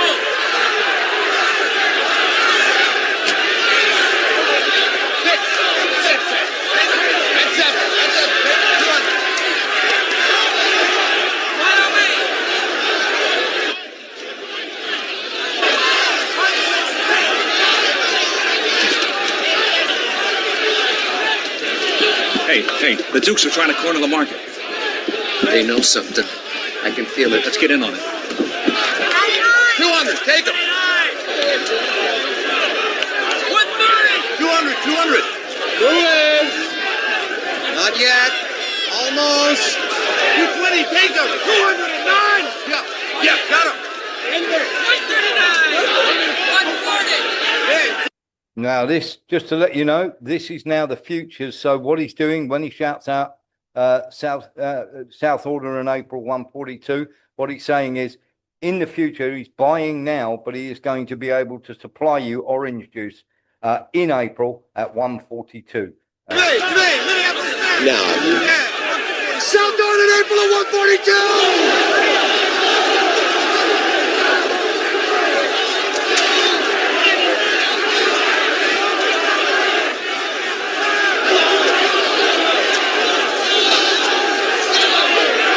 That's not right. How can the price be going down? Something's wrong. Where's Wilson? What are they doing here? They're selling, Mortimer.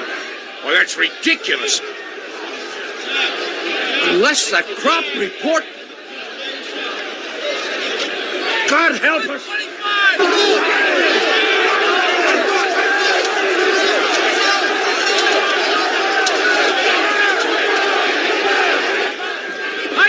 We shouldn't have committed everything, you asshole!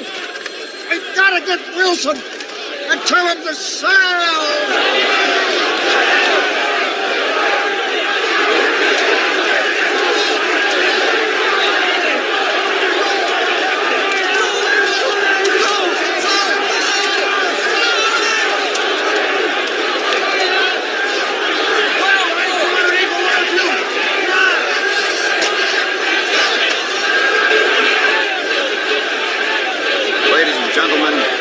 Secretary of Agriculture.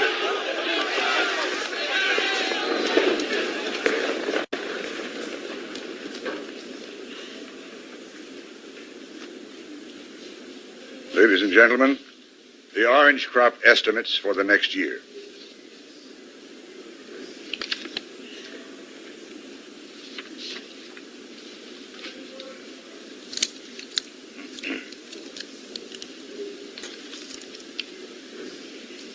After calculating the estimates from various orange-producing states, we have concluded the following.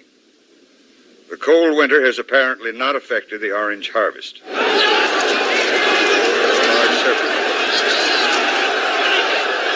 can expect orange juice prices to fall pretty dramatically.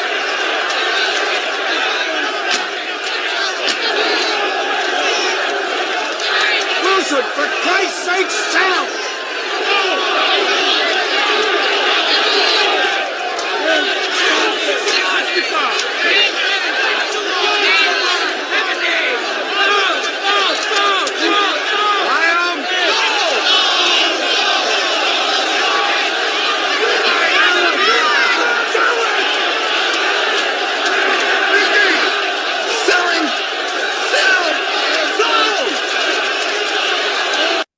So there we are. That just gives you a general indication of if the Straits of Hormuz stay shut for 3 or 4 weeks, this is what's going to happen in all the stock exchange floors around the country. It looks like absolute madness, but people are going to go bust here, and people are going to pay through the roof for oil, and they're going to pass that on to you. And that's going to cause a real problem, because not only is it going to push prices up at the pump, but delivering all your stuff like your food, your shampoo and everything else, the prices of them are going to go up because, of course, the prices of transporting them is going to go up as well. Louis Bastos.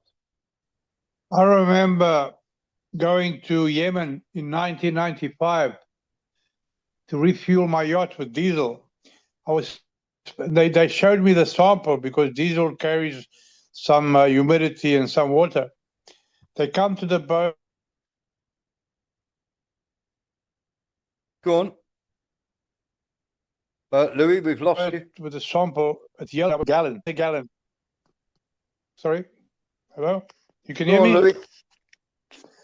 When I went to Yemen in 1995 to fill up my yacht with diesel, they showed the sample, and diesel has humidity sometimes, and there's water. That's why we need a desalinator on a ship, on a yacht. And I bought my diesel in Yemen, in Aden, for $9 a gallon. $9 a gallon back in 95. Yeah, exactly that. Crazy, isn't it? Thank you very much for that, Louis. So I'm just trying to explain to everybody what's going to happen if these Straits of Hormuz are shut. And of course, everybody is then going to go begging like crazy to, of course, to Russia for their oil, because literally they've turned around and said this: we will not negotiate with the United States. Now, Trump tried to get this sorted out, and of course the OPEC and the Arab states are calling the Russians already, trying to buy their energy. As in the past 300 years, Iran did not start this war. Our brave armed forces have not engaged in any attacks except in defense. We'll fiercely defend ourselves and our 6,000 years of civilization, regardless of the cost, and we'll make the enemies sorry for their miscalculation. And he is telling you there that America has not, Iran, unlike the United States, has prepared itself for a long war. So if America can't get rid of Iran ships, if they can't get rid of the Yemenis, and they've been trying for ages, then the Straits of Hormuz will remain closed, and those prices will keep climbing. People will then go begging Russia for their energy, and of course, Russia will just get richer and be able to become more dominant. So it's a really problematical, shall we say, real problem. And of course, the Rothschilds and everybody else will be getting in on this because of, and you're absolutely right, with Waterloo and everything that happened. Of course, they turned around and said that the Brits had lost and made a killing off the British banks. Lee Williams, then Niller. I was going to add this about 5 minutes ago watching that film. I'm thinking of a film with Mel Gibson, which was called Mad Max, which was very harsh on the petrol and oil at the time. Yes.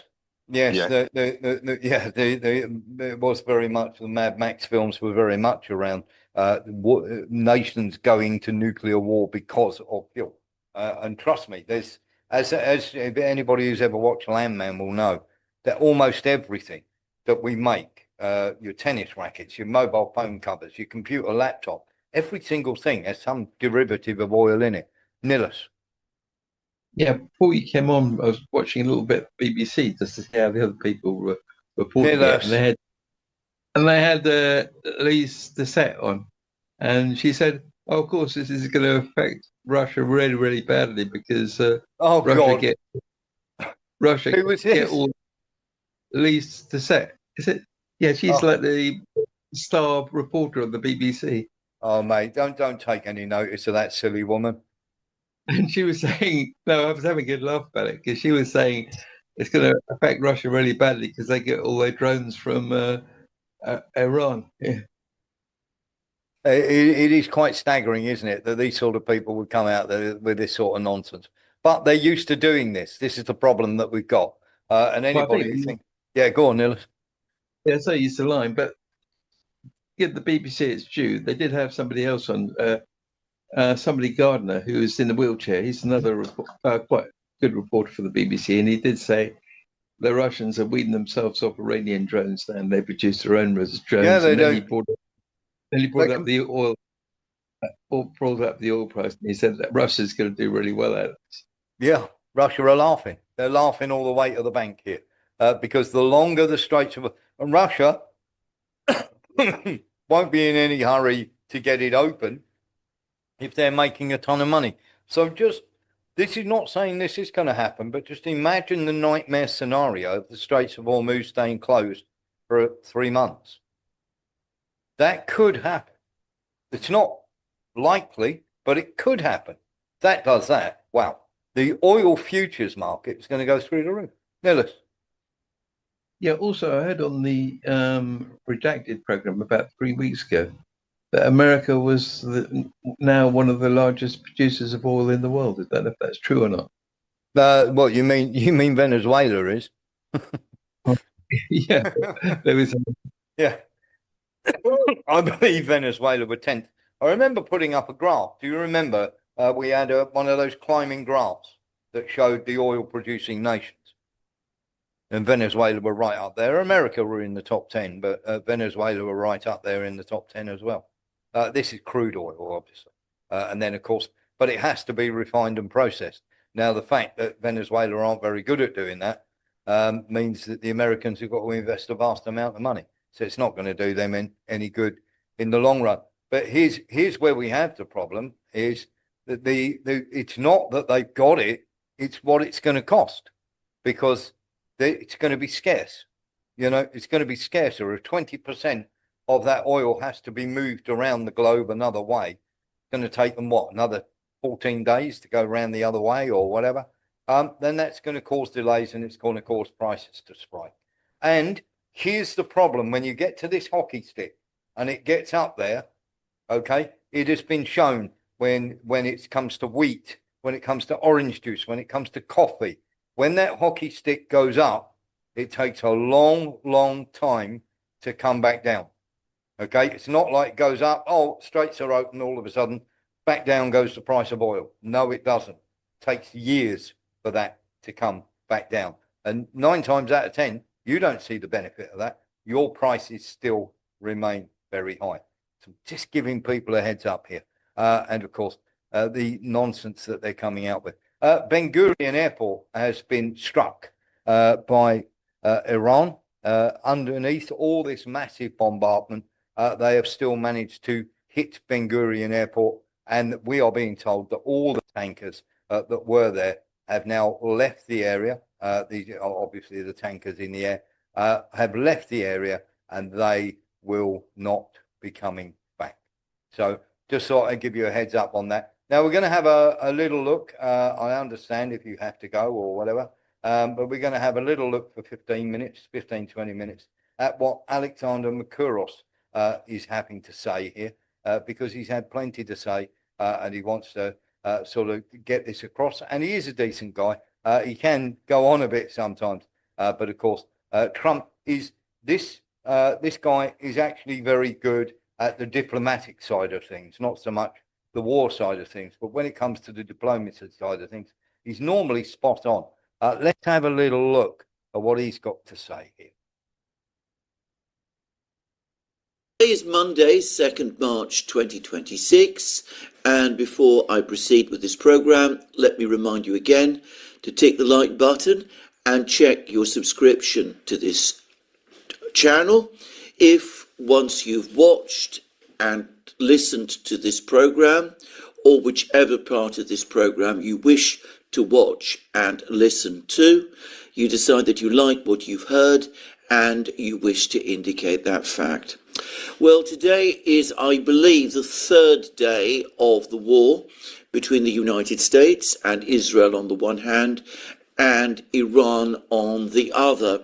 And I think war is absolutely the right word to use to describe what is taking place. To repeat again, it is a war which was initiated by the United States and Israel with the explicit objective set out by the President and some of his officials, but especially by the President of the United States, in the clearest language, a war intended to achieve regime change in Iran, a war that was clearly intended to result in the overthrow of the current Iranian government and of its political system. In my last program, if you're a native or fluent English-speaking Western expat living abroad and you're looking for a new online career that enables you to earn remotely with the video that I did yesterday, I quoted extensively from a statement published by the Russian Foreign Ministry in response to the attack on Iran, and it made that explicit point as well, that the attack against Iran is being conducted in order to change the governmental and political system in Iran. In other words, in order to achieve regime change there. And when one country, or as in this case, two countries, attack another country, in this case Iran, with the objective of changing that country's government, then by any definition, that is a war. It is not merely a clash or a conflict. It is clearly a war that is intended to achieve the biggest possible outcome that one can achieve in respect of the country that is being attacked.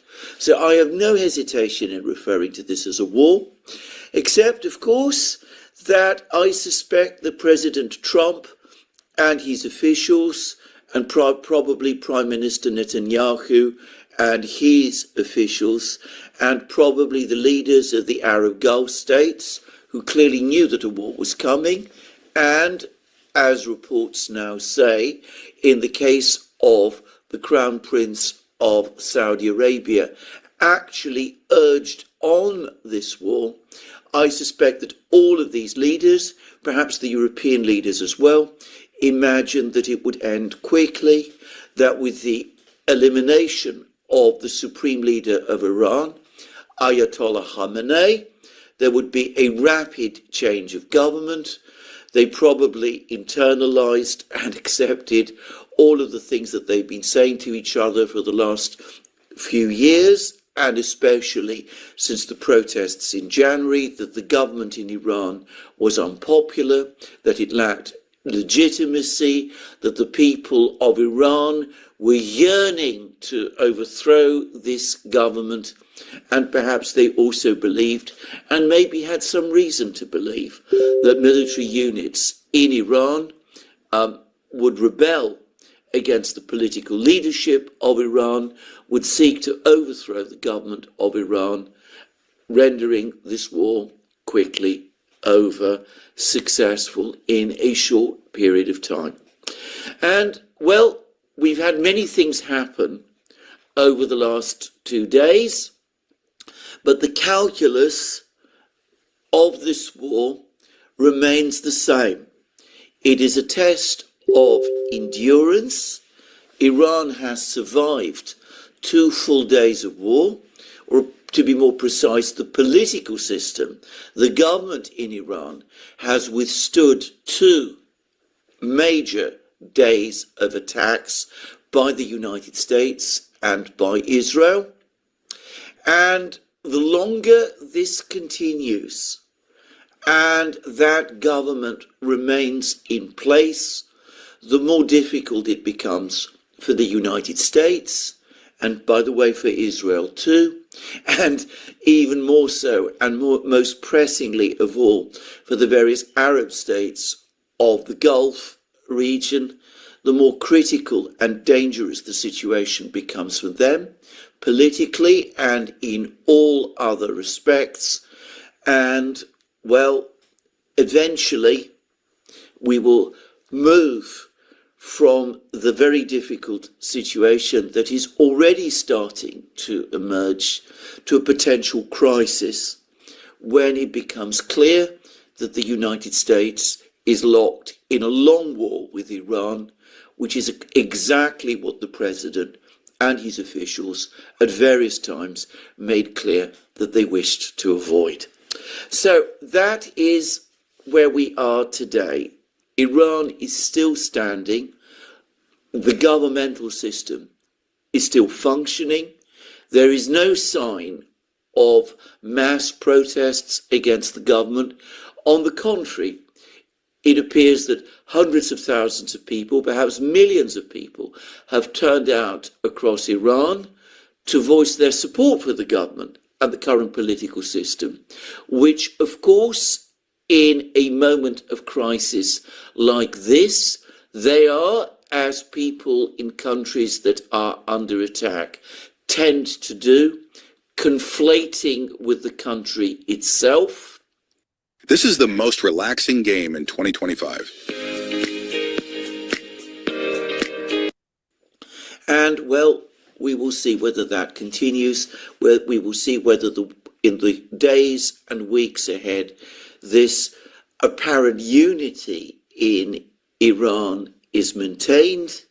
Because, as I've said, if it is, then it seems to me that Donald Trump, the United States, Prime Minister Netanyahu, Israel, the Crown Prince of Saudi Arabia, the other Gulf rulers, they're all going to find themselves in considerable trouble. Anyway, having said all of these things, let's actually look at some of the things that have been happening over the last 2 days. The first is that I do want to discuss now, I haven't discussed it up to now, the attack on the school that took place in Iran, which has apparently resulted in the mass death, the killing of around 150 schoolgirls. A tragic event, an event that has been massively publicized inside Iran, one which has caused enormous grief to the families of the children that were killed, as by the way it should, one which has been disastrously, appallingly underreported in the West.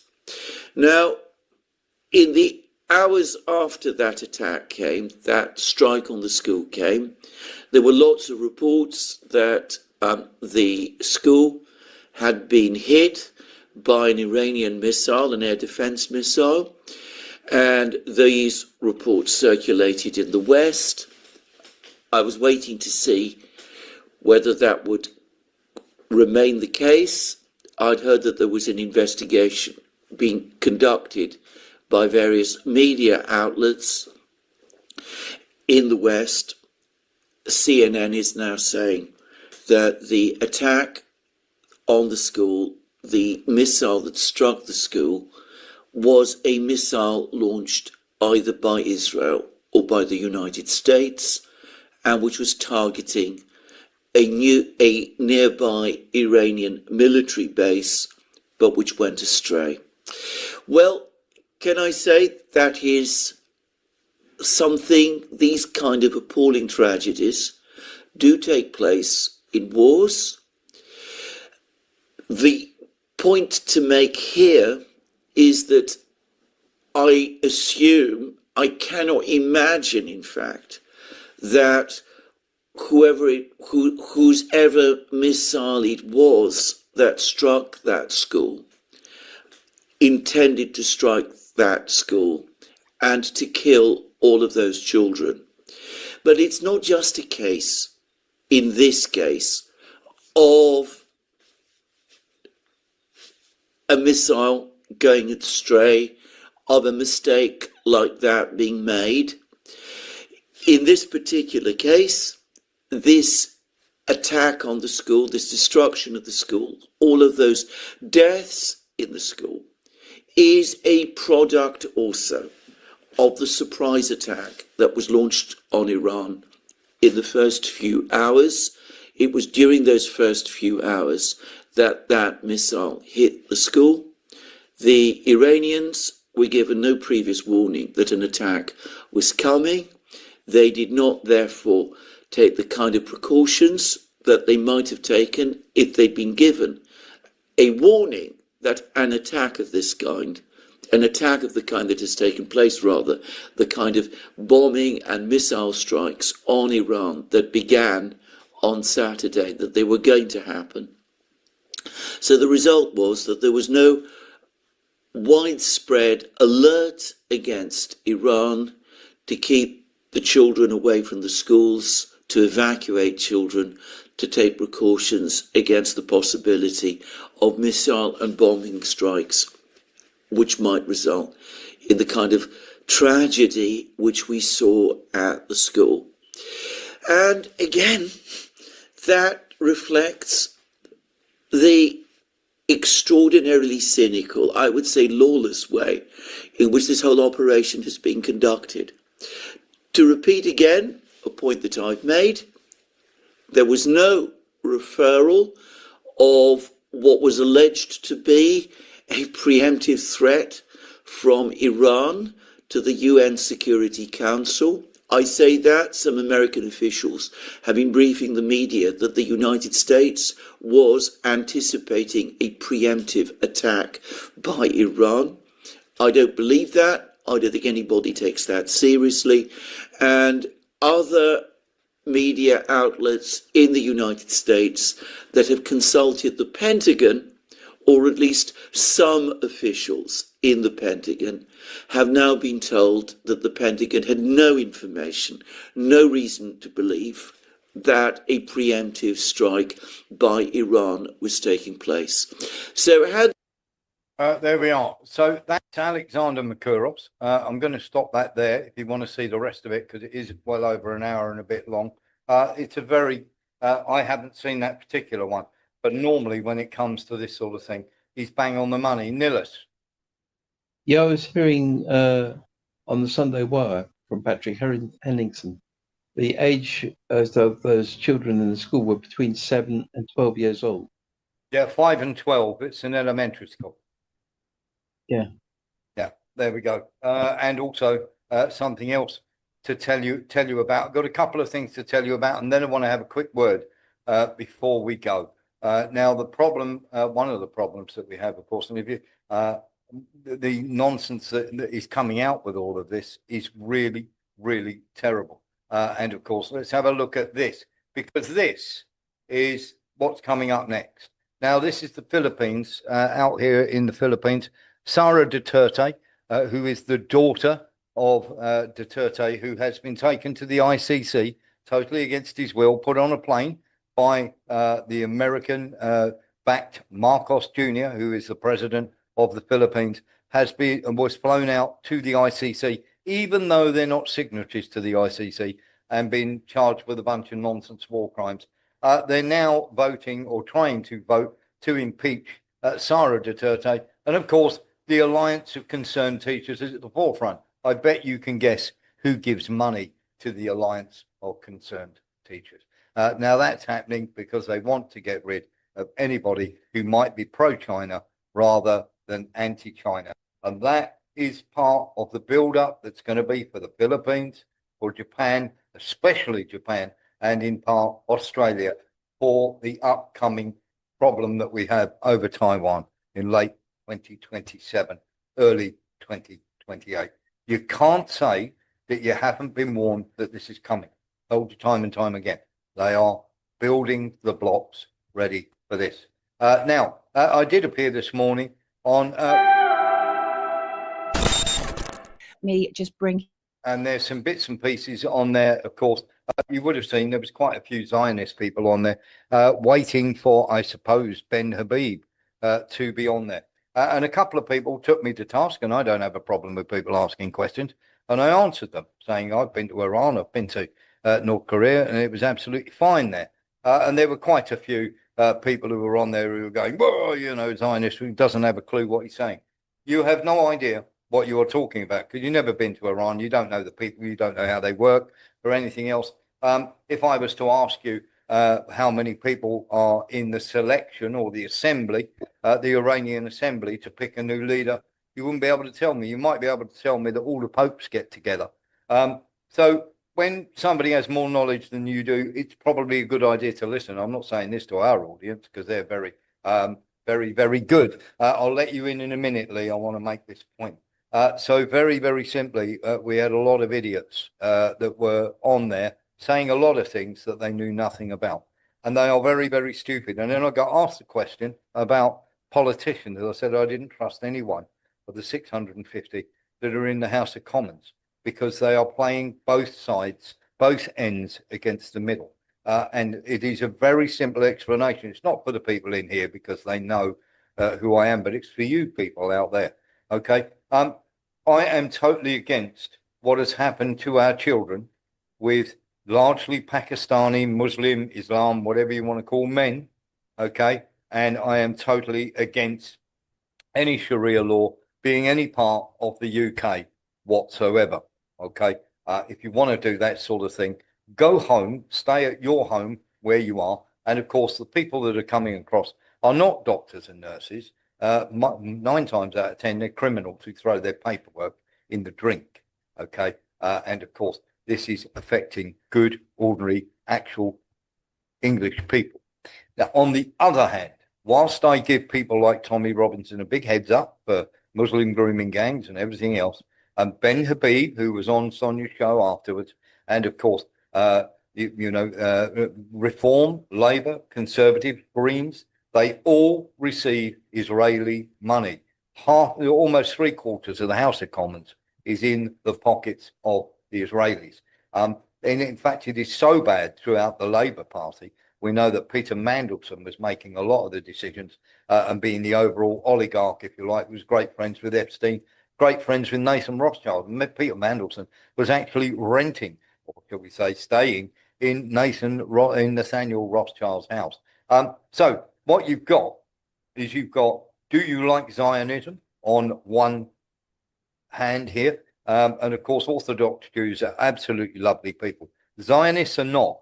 They're horrible. And you've got the Muslim lunatics that are not. They are absolutely horrible. And both these sides use religion to facilitate their own means. And what they're doing is playing both sides off against you in the middle. So you have to go into one camp. You have to go into either I love Israel and I hate Muslims, or you have to go in the other camp, which of course is I hate Israel, I love Muslims, or you have to go I love Israel and I hate Muslims. I refuse to play that game.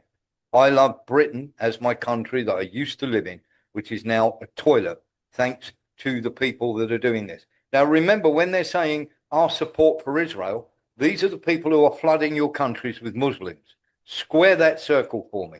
The people who are turning around and saying there is too much immigration and everything else are the very people that are accepting money from Israel, but allowing these people to come into your country. So you've got two sides and you are stuck in the middle.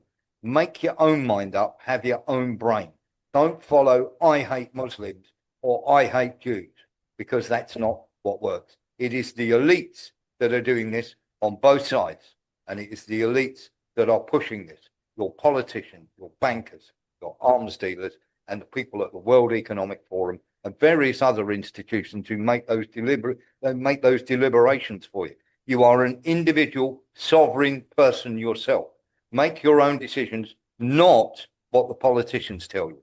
And we will unashamedly here tell the truth and back for the fact that we like Britain. We want Britain to remain British. We don't want it taken over by either the lunatic Sharia law, or we don't want it taken over by Zionist killers who don't give a damn about you. And we certainly don't want it taken over by corporations who want to push jabs on you that, of course, kill you, or any of the nonsense with the climate change, where, of course, there is no such thing, and it's just another tax and a reason to take that away. And we certainly don't want politicians like the Labour Party or the Conservatives taking away your free speech or the freedom to do that. You're welcome to come and challenge me on any of these issues that I spoke about with Sonia, but do it in a sensible way rather than just shout nonsense. Okay? Come and do it in a sensible way. Come and have a debate. If you can't have a debate and you haven't got any facts, stay the hell away, because this show only has sensible, intelligent people on it. And if you're one of those mewling, shall we say, bots, or one of those people who just want to row, this isn't the place for you. TikTok. Lee Williams and then Nillis. I've had my say. Lee Williams first, then Nillis, and then MP. I was going to say, I can see why the Iranians don't want America in, because they don't like Biden, they don't like Trump. In the UK, we've had the best PMs ever, you know, obviously all paid by Israel and doing what they've been told, because they're all puppets. So why would it be good if America broke into Iran and had their people take over Iran? In common sense, the Iranians know that the bloke that got killed weren't a bad person. No. Yeah, no, but many people would turn around and say that. I had some woman turn around to me and said, "Oh, well, what about the women who have to wear headscarves and they get beaten and this, that, and the other?" I'm like, hang on a minute. They just killed. You're worried about headscarves. Now, you don't have to wear a headscarf in Iran. That is nonsense. You can choose to, or you can choose not to, all depending on your faith. But this woman was putting that above the fact that she thought that it was a good idea, and in a strange sort of way, she was saying it's okay to kill 168 kids because, of course, they're forced to wear headscarves. That, for me, is pure lunacy. Nillis. And then MPIM. Yeah, I was going to question you something about what you said on Sonia. You were saying it wasn't safe for European tourists and people like that because of terrorist groups from Iran. And Iran don't really have terrorist groups like. Well, they have 20% of them. But what I'm trying to say in that spot there, Nillis, is when you wind up a group like that. If you do, now you've got lunatics on both sides, right? So you will have some people will go, whoa, this is a fatwa. This is a jihad. It's a holy war. I'm going to do it in the name of religion. Killing anybody in the name of religion is completely pointless and idiotic. But there are some people that are out there that are going to take that to heart and are going to do that, especially if you've gone and killed their kids. Well, I've never heard of Iranian people doing that. For example, General Soleimani, he was arming and forming Christian militias in Syria. Hezbollah protected the Christians during the civil. The other thing here, Nillis, you've got to remember is they can then use that. Israel and the United States, because then use that as a false flag. They can arm these lunatic militia groups, and they say, "Go and kill them, and we'll blame it on the Iranians."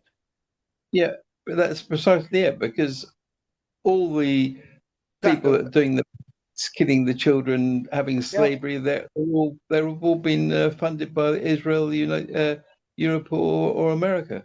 It is beyond me, and you're absolutely right. It is beyond me that. Okay, October the 7th. Okay, let's say Hamas killed kids. Okay, no problem, no argument. They rape women and they kill kids. Israel have been doing that for day after day after day after day after day.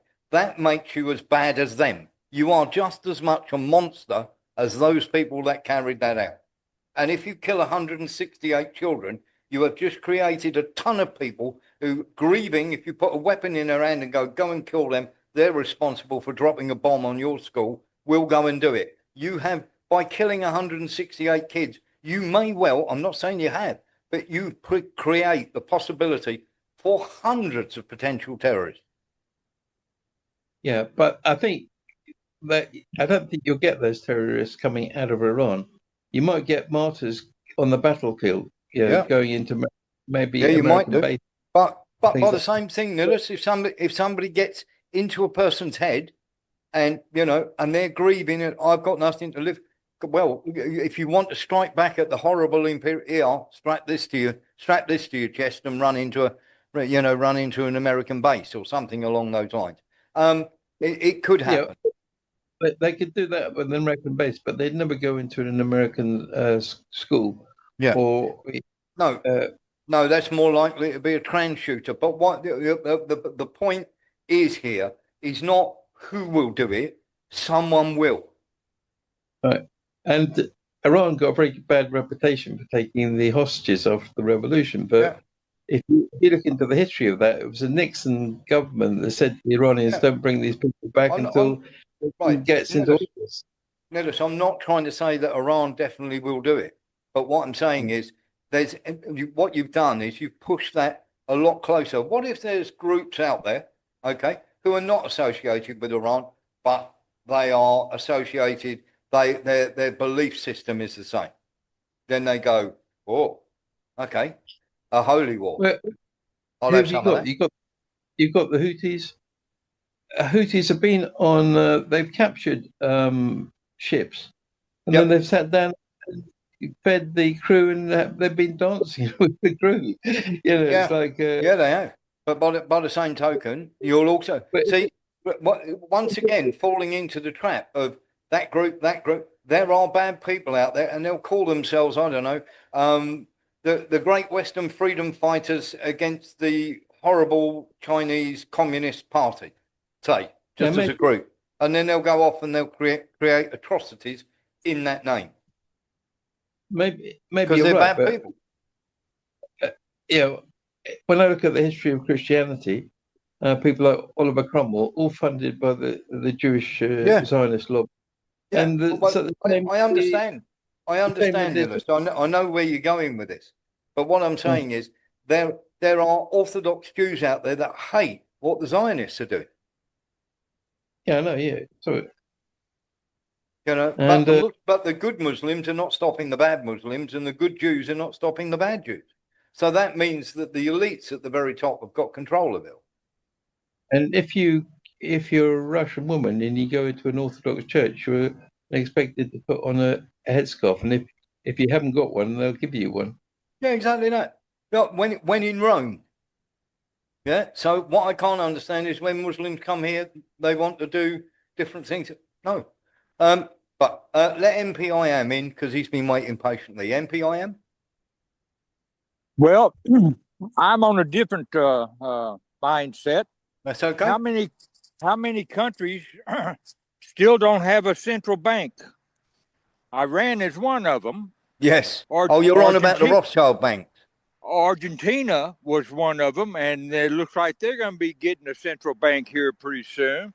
Yeah, Cuba is one of them, and they're working on Cuba to get one in there. Venezuela was one of them as well. And there's only two countries left without one. North Korea. Yeah, there's two countries left without one, Iran and North Korea. That's it. I think that a lot of this war is about getting the central bank in there. Yeah, could well be. Could well be. I wouldn't disagree with that at all. And of course, if you go on to Sonia Porton Live on YouTube, you'll see me talk about that about the City of London, about the fact that the Khazarian Mafia, as Vic calls it, I call it a different thing, but it's the same thing. And I actually talked about that today. I honestly thought Vic was in the chat because there was somebody who went, what about the City of London? So I just explained that, look, 59%, I checked it to make sure I was correct. I thought that I was, but 59% of the CEOs of every banking institution in Great Britain has at one time or another worked for the Rothschilds. 59% of every CEO in charge of those banking institutions. That tells you how much. And if not, they're married to, well, one of these people or whatever. So you're absolutely right. It is quite. Yeah, go on, buddy. To me, that makes them banksters. Yes, yeah, absolutely. And there's no question. I mean, look what happened to James Rossi. He got deselected as an MP because he dared to say one thing, that the Rothschilds have own about 50% of the banks through various shell companies and everything else, and BlackRock and all the rest of it. And he got deselected as an MP for that. I mean, I get on well with George. I get on well with the Workers' Party of Great Britain, but that was shameful, absolutely shameful. And that just goes to show, and that was because they wrote a story in the Daily Telegraph. And guess what? The Daily Telegraph, and then you saw who wrote the story. It turned out he's a committed Zionist as well. So, all these Sabbatean Frankists and all these lunatics who are, should we say, Zionists, as far as I'm concerned, you get Chabad Lubavitch who think that Jesus is only going to show up when we get to Armageddon. They'd like him to show up, so they're going to try and help the world get there in a hurry. Why are these people should be designated a terrorist group like everybody else, but they don't because they're high up in the elite structures. These lunatics that are running our world and running our politicians and running our parliaments and running our countries and running our they're all the same. They're all the same. They may be a different branch, but when you take it up, kick it upstairs, they all work for the same people.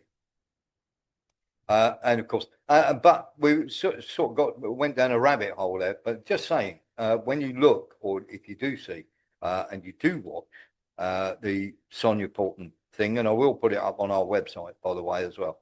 But if you do go onto YouTube and watch it on Sonia Porton Live, do give her a like, by the way.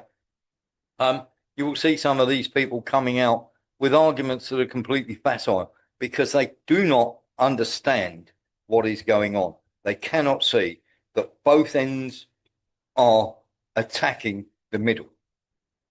Yeah, worse than Mr. Barlow in Salem's Lot and Dracula. And of course, let's put the bankers up there as Mr. Barlow, and Straker is your politicians, and Straker, the puppet below, the manservant, are all your politicians and your governments who are brought and owned by these people. And this is why I always say vote independent, because there's not one person, not one in the whole 650 of them that sit in that parliament that isn't taking money from someone, perhaps Jeremy Corbyn. That's it. But he's politically put on ice, so they don't worry about him. I mean, he's going to stand up and make a few speeches, so what? We'll ride that out. But he's no longer in charge of the Labour Party, so he can't. Every single one of them is compromised. Almost every single one of them. The people that are compromised in America, Marjorie Taylor Greene has now left. Thomas Massey will probably lose his seat, not taking money from Israel. Tells you everything you need to know. Take it easy, everyone. Thank you for watching the show. And I'm sorry if I've waffled on a bit, but it was really important. Yeah, Rupert Lowe's compromised too. Okay, if you're supporting this war, very simply, if you're supporting this war against Iran,